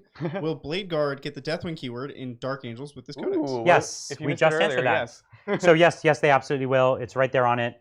They get Deathwing, and they also get the Wolf Guard keyword. That's right. And the Wolf Guard keyword is clutch because that means you can easily just give them +1 attack. There's so many things. They get +1 attack with Wolf Guard, which is super nice. 4 attacks per model. It's great. I'm into The it. Wolf and Dread is also built into the Ven Dreads now, by the way, guys. Yeah. Thank you, Warlord Winters. Are Imperial Fists your favorite Space Marine chapter, or are you wrong? I'm right because they are my favorite. They I are love his them. favorite. I'm back on the Raven Guard bandwagon. I'm so happy That for one you. discussion I'm so did it for me. glad. I'm really excited. He was back. He was on Blood Angels for a bit, but now Yeah. it sounds like he's back. I'm excited again. Salamanders are my favorite, but a close second for me is probably my Ultramarines. I love Ultramarines. So it sounds like you're both wrong. Yeah. We're both wrong, but you're right. I'm so excited. Thank you again, Martin. Sorry for all the questions. How should I equip Don't be Devastator sorry. Marines? And also, what do you think of Plasma Inceptors now? Sorry, which Marines? Devastators. They Devastators. lost the Grav Strat. So Yeah. They lost the grab strat, so grab's no longer the interesting weapon. Oh yeah, we skipped over that when we did the strats. That's okay. It's gone. I like the heavy bolters. They are only 10 points. They got better. And it's like 18 points for a Devastator? Yeah. Yeah. So it's 28 for the heavy bolters. How does that compare to a heavy intercessor who has a heavy bolter? I mean, I took the grabs out of my list, but So I mean, wait, I took how much is a heavy intercessor with a heavy bolter, or with a heavy 38. bolter equivalent? So it's 10 points more. No. So it's 28 with heavy bolter equivalent. Mhm. Yeah, let's just. Well, no, it's not. It's not. It is 38 for the heavy bolter equivalent. they can take literal heavy bolters. They can, but they have a gun that's almost a heavy bolter. Only one. It's a special weapon. One of them can take The sergeant, the yeah. basically the heavy Okay. bolter one. The other ones are heavy bolters, but they're one shot basically, and they're yeah. Oh, one shot. That's not good. That's what I'm saying. So Okay. it's not quite equivalent. So you definitely are paying more for more output, but they're more fragile. But things like the Armorium Cherub, all that stuff is still in there. So that's great. And again, these are core. So you can chapter master them. This is where I would honestly consider getting a chapter master with a bike, because you can be aggressive playing upfield, drop the thing in the middle, then shoot with them, which also helps solve a different problem, which is the fact that drop pods are a great way to just pin your enemy. Yep. But if you have things like captains and maybe some terminators to bring up that flank, then you can really play that aggressively. And I'm just going to keep rambling here. The 2 CP to be back in a certain doctrine, you really need to kill a vehicle, pop that, get the +1 damage, all that good stuff. Especially for Fist, because it's 2 CP to do +1 to wound. Might as well just get +1 damage and others extra rend. The Plasma Inceptors, okay, so Plasma Inceptors have always been in a tricky spot. Yeah. Because overcharging Plasma is risky. Yeah. And when you're not near rerolls, you're in big trouble. Yeah. Are Inceptors core? They are core. Yeah. So, and everything's core. So, And they're Gravis keywords, though. yeah. So here's the issue. If you take the Plasma and you come down and you overcharge, what happens when you kill 2 of your models, you know? It's a really bad day. It's unmodified ones, too, now. It's unmodified ones, which is better because they had no way to get +1. So it's better for them, but it's worse for other armies. Yeah. But for this army, there was no way to get +1, so there is a lot of -1s. You could use Litany. Litany. That was You it. could Litany for them for +1 hit. And then they were immune to Plasma. Oh, I see. Yeah. I'd never tried If that that was before, like but your thing. I feel you. It was good. So the challenge here is how do you get the rerolls? Like, as I said before, if they are Ultramarines, you can pay if they're across the board to give it to you. So actually, I have 6 of these in Ultramarines that are going to be painted, but I have a tough time making them work. Otherwise, I've seen people make them work with Dark Angels, where they ran Weapons Samael of the up. Dark Age. and then Weapons of the Dark Age, and then it's an evil amount of shots. 3 damage. But other than that, I prefer the Assault Bolter. I like the Assault Bolter. And it's cheaper too. For engaging on all fronts. I would honestly look to either Outriders or Scepters if you want to use that secondary. One or the other. Yes. All right. Well, thank you, Bob. Thanks, Bob. What are your hopes for Deathwatch supplement, and any thought on how Fortis kill teams will operate? I have no idea. That's a big question because, yeah, like Brian said, things like Aggressors got changed. That's going to have a big impact on Deathwatch. They do have the units that they cannot use here, and it's not very big.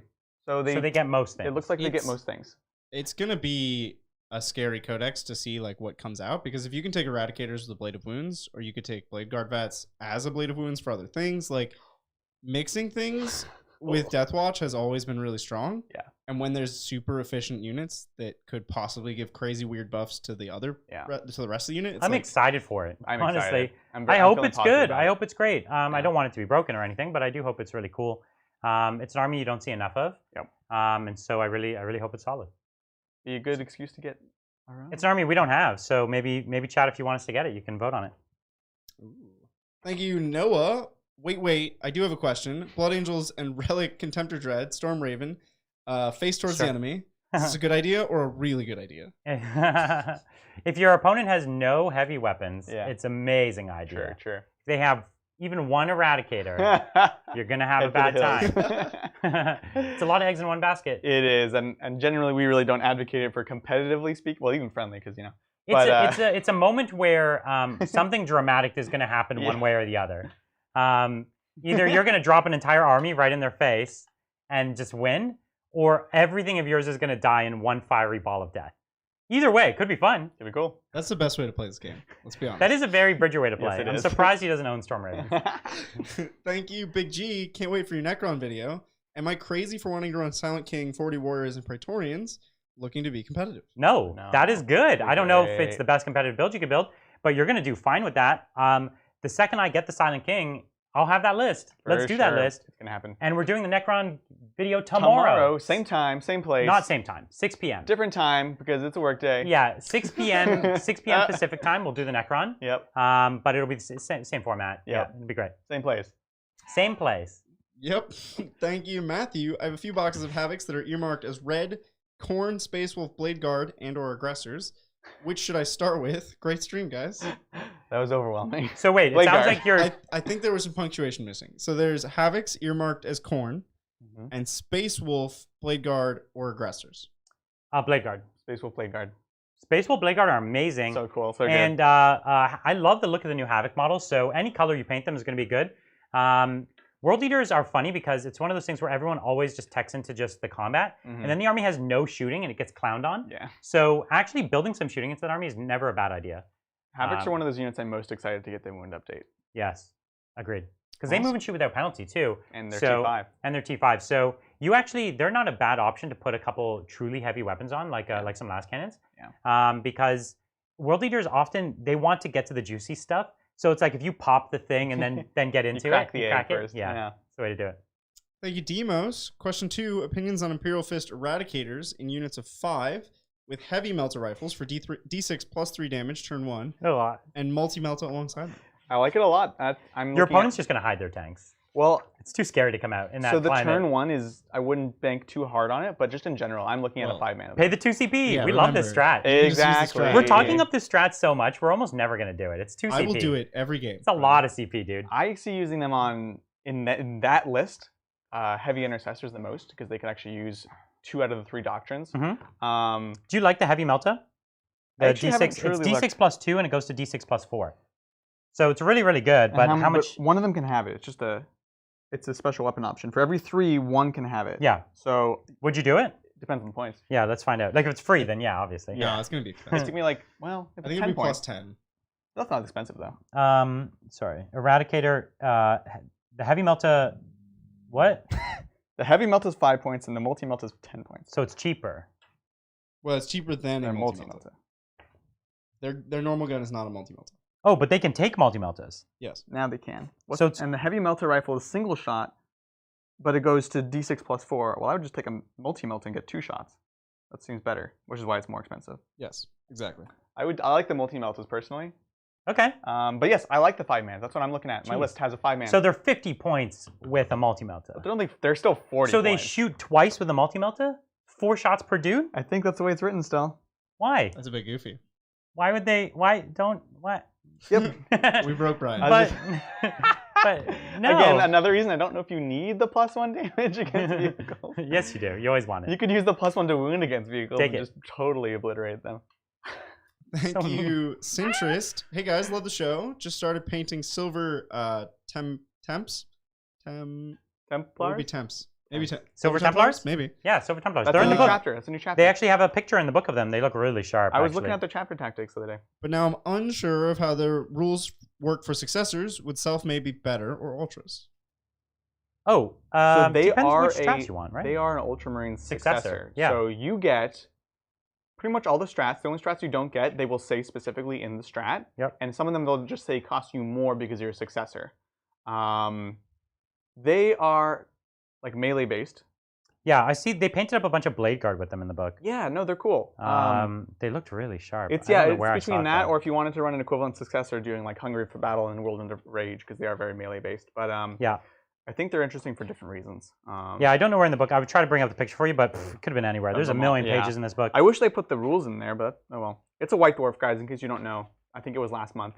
Was It has all the chapter tactics for this new chapter. I just saw it randomly and like found it. Well, you wouldn't get both. You would either get Ultramarine Successor rules or those rules. What do you mean? No, it says in those rules, it's an Ultramarine Successor. Ultramarine Successor just means you get their Super Doctrine, Yeah. you get their strats, you get their relics and their warlord traits, with some exceptions. But then this, And then you pick your successor traits. but then this book also gives them. No, yeah, you wouldn't get to also pick a successor. Because it comes with It successor. comes with successor traits. Right. What are their successor traits? Do you know? They're all melee based. Oh, okay, nice.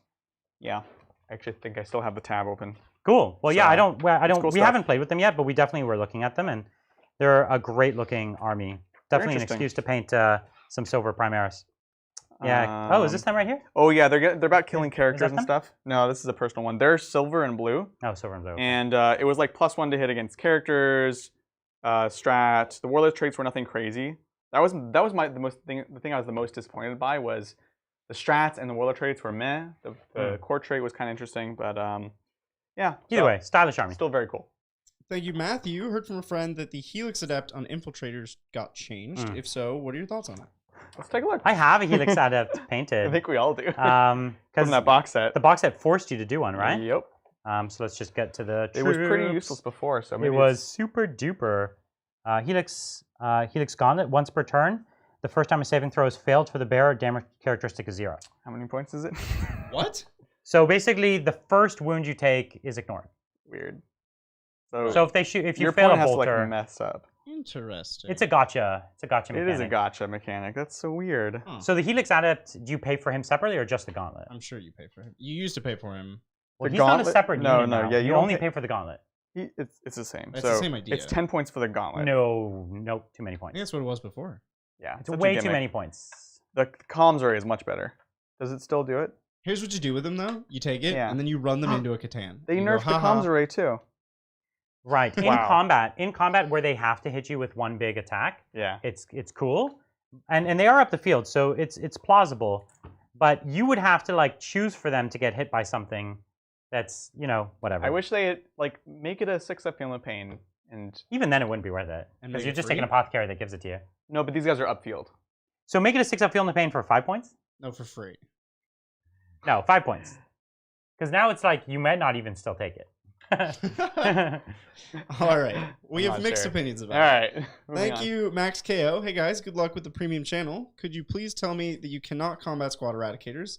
6 units of 3 would be obnoxious. I think You you can. can. I believe You you can. Hey, nice job. Thank you. Yeah. Combat squads, it's right there. So that's a strong argument for Yep. taking 6. Like you either take them to combat squad or you take them as 5-mans, knowing you're going to keep them as So 5-man. so what you're all saying is I should paint up 18 Nope. for my salamanders? Nope. Don't. Nope. And then they'll It's just like be that my one troops. game. You're like, hey guys, I'm thinking about bringing 9 eradicators just for fun. We're like, who's fun? Yours or mine? The internet's fun. It's for Well, all of these fun. people's You know what fun. you're going to play against, Brian? No Orc tanks. boy spam. Or boys fan, yeah. Boys. That was the other thing too. I was like, Bridger, it's fine. I'm just gonna bring a bunch of boys. Boys, We did boys to with the force end, fields. but- boys with force fields.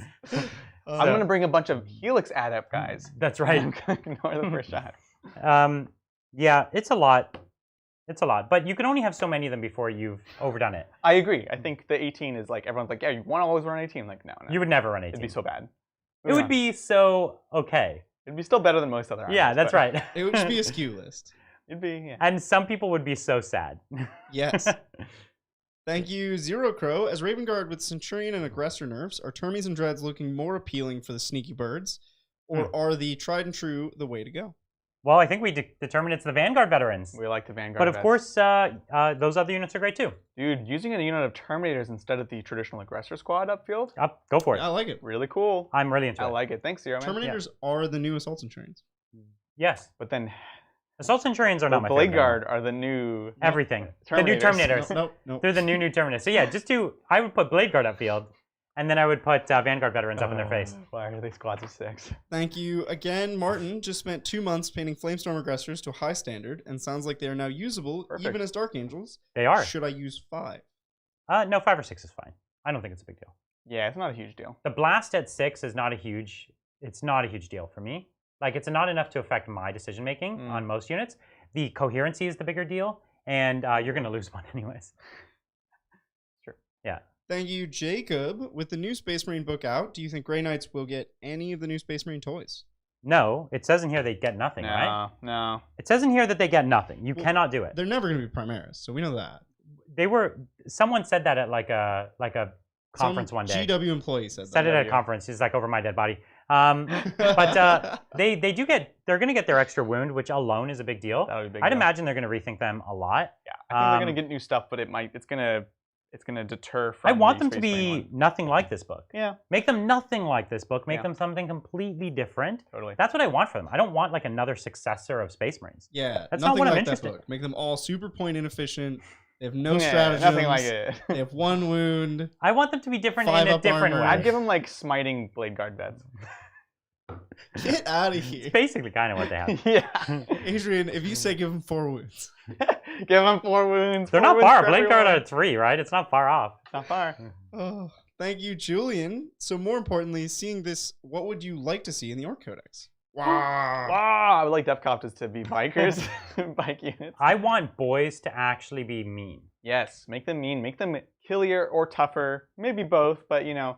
I want the vehicles to be a little stronger. I don't want them to be paper thin. They're supposed to be like, the ramshackle nature of them is actually supposed to be really tough to kill. Yeah, ramshackle should just be a feel no pain or a reduction. Yeah, or, damage reduction like the dreadnoughts have. Or quantum shielding kind of thing.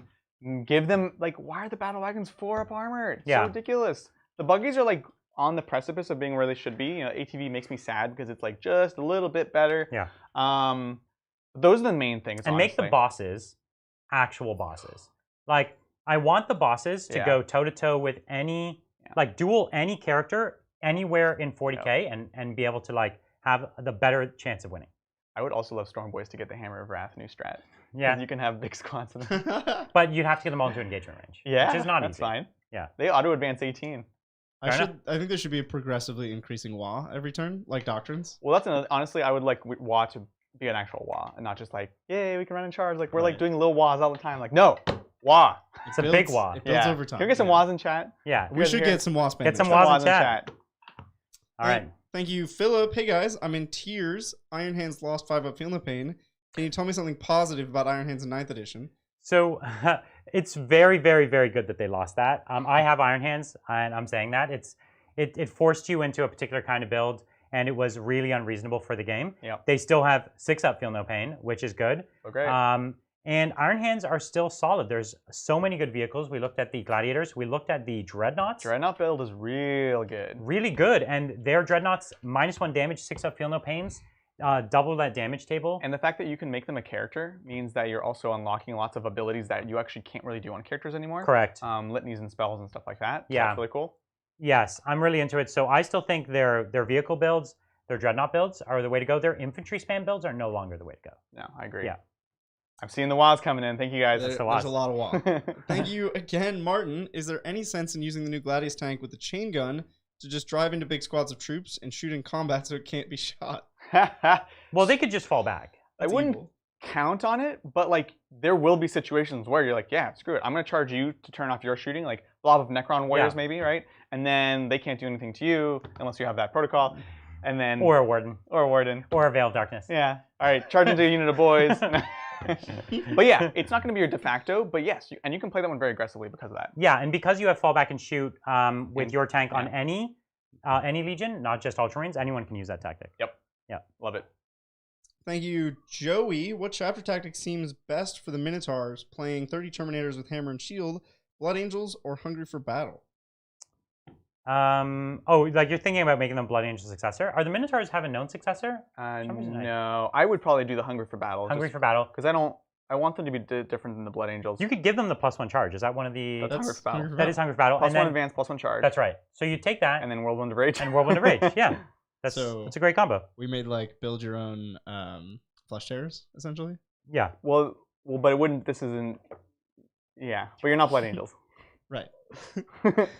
Thank you, Josh. Thoughts on Scar's army with all bikes, 9 Outriders, 9 go-karts, bike chaplain, and maybe a Gladiator or Stormspeeder mixed in? I love it.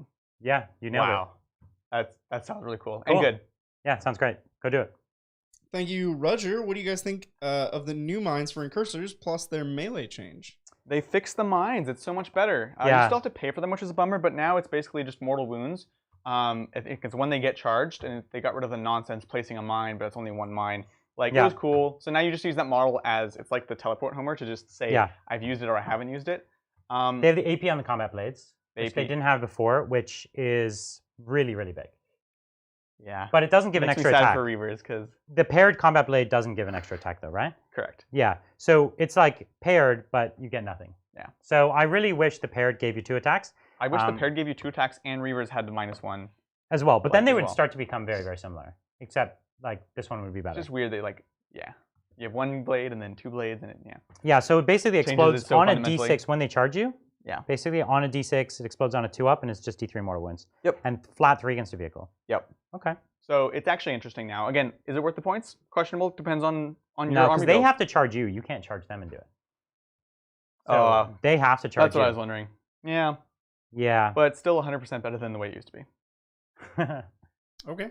Thank you, Demos. In my last question about Eradicators, I meant to say swap all of the normal Melta rifles to heavy Melta rifles, plus a multi-Melta. It looks like you can only do that on the Sergeant. Yeah, it's just one. Well, it's 1 per 3. Chad is convinced that you can swap all of them for heavy. Maybe we didn't really, like, we're skimming it here. Oh, is it the multi-Meltas that are? The multi-Melta is 1 per. Okay. The heavy Melta, you can just like you can take heavy plasma on all of your Hellblasters. Yeah, you can take heavy Melta. So they can all take the heavy Melta, but only one can take the multi-Melta. So you're paying 5 more to have the super Melta rule. Yes. It's 5 more points for +2 damage on everything. For +2 damage, or +4. And the gun becomes heavy instead of assault. Yeah. Oh. That's a big change. But you can't advance and double shoot anyways, but it gives you an option to get in range. But you don't want to be moving and shooting on 4s. It's not an easy decision. You're Ultramarines. Well, sure, yeah. So if you're Ultramarines, I like it. If you're not, I don't know, guys. These are really high value. They're high value shots that you're making even more high value. And if it was longer range, I'd say yes. At the same range, this unit has to be moving. Yeah, no, I don't, because I don't like it has to be moving. We found that they're never in range. Yeah. And so they have to be moving. And so no, I'll stick with the assault. Yeah.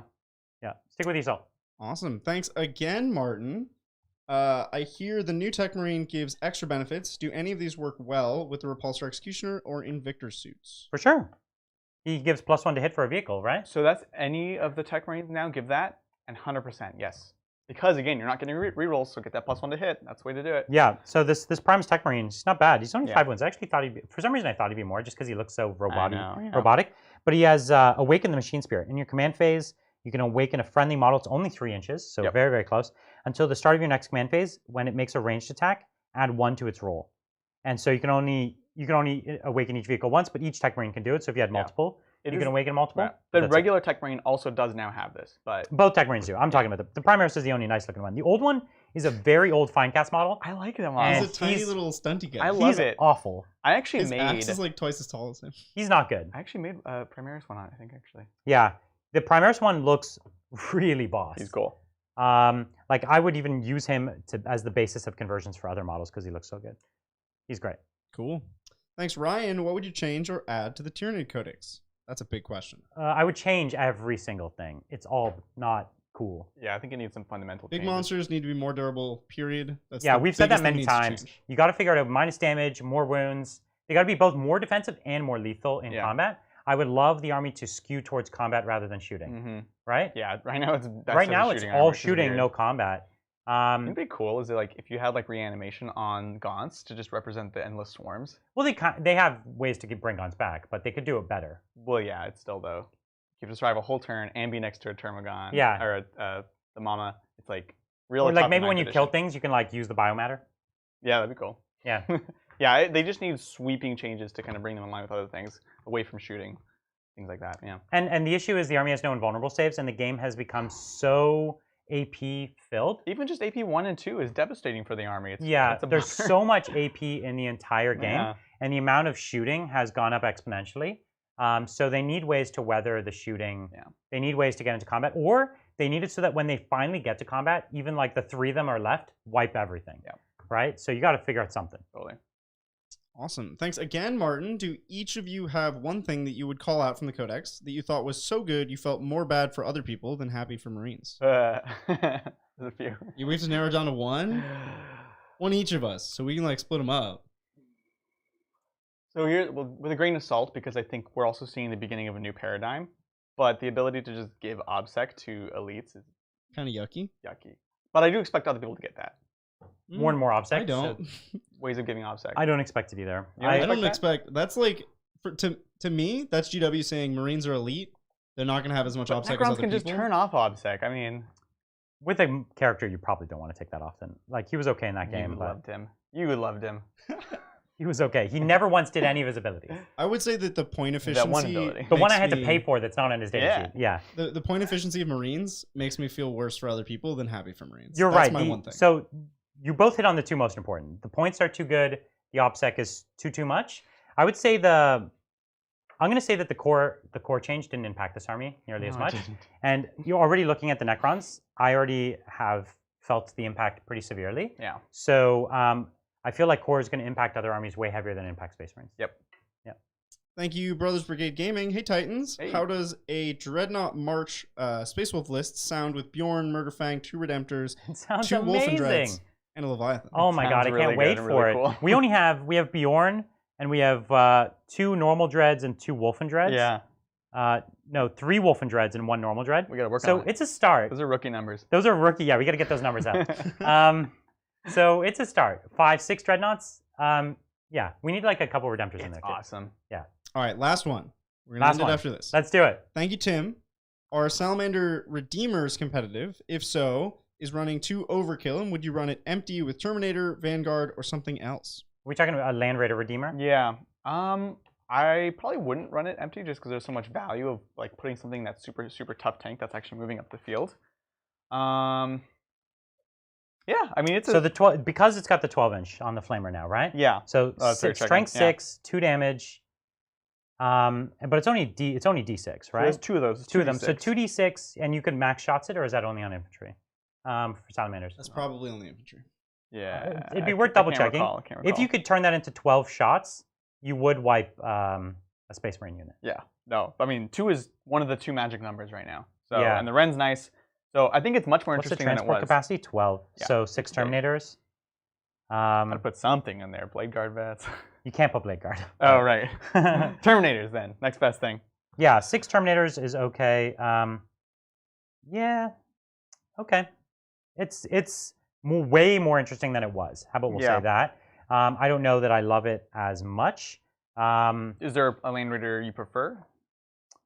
I like more transport capacity. Usually I'm taking the transport capacity for it, but that is one. The Crusader generally has higher. Yeah, Crusader 16. 16. Yeah. So I could get 8 Terminators, so I generally like that. But the Flamer's good. I actually have the bits to turn my basic Land Raider into a Redeemer. That's cool. So I'll play with the Flamer Redeemer. Yeah. We'll get it on the channel. The shots are a big question for like, it's a lot of randomness. Yeah. But it's cool. Yeah, you could put, you know what, you put like 5 Terminators in it and then then an old school character. Exactly. That'd be good. Yeah. All right, well that's it. Thank you so much for coming to watch this. We have another book video tomorrow, 6 p.m. for the Necrons. We're going to be going over in detail, and we have a ton of other book videos and coverage coming out for the rest of the week. Of course, we have this Tuesday, our first live game that is dedicated 2 subscribers, 2 members only. So that's going to be really exciting to get in there and be a part of that first game. And so if you haven't joined yet, go and take a look at Titans Premium and join that so you don't miss out on that game. But we have a lot more videos coming up for non-paying subscribers this Thursday and next Saturday, and then tons more videos into next week. And on that note, make sure you do like and subscribe so you can keep up to date on the vast number of content that we're going to be putting out over the next couple weeks. This is still just the beginning. This is only the second day of what is basically 20 days of us, of 1 to 2 videos a day. So we're going to have a busy couple weeks. We hope we'll see you guys on the screen every day for the next couple weeks. So we'll catch you there. All right.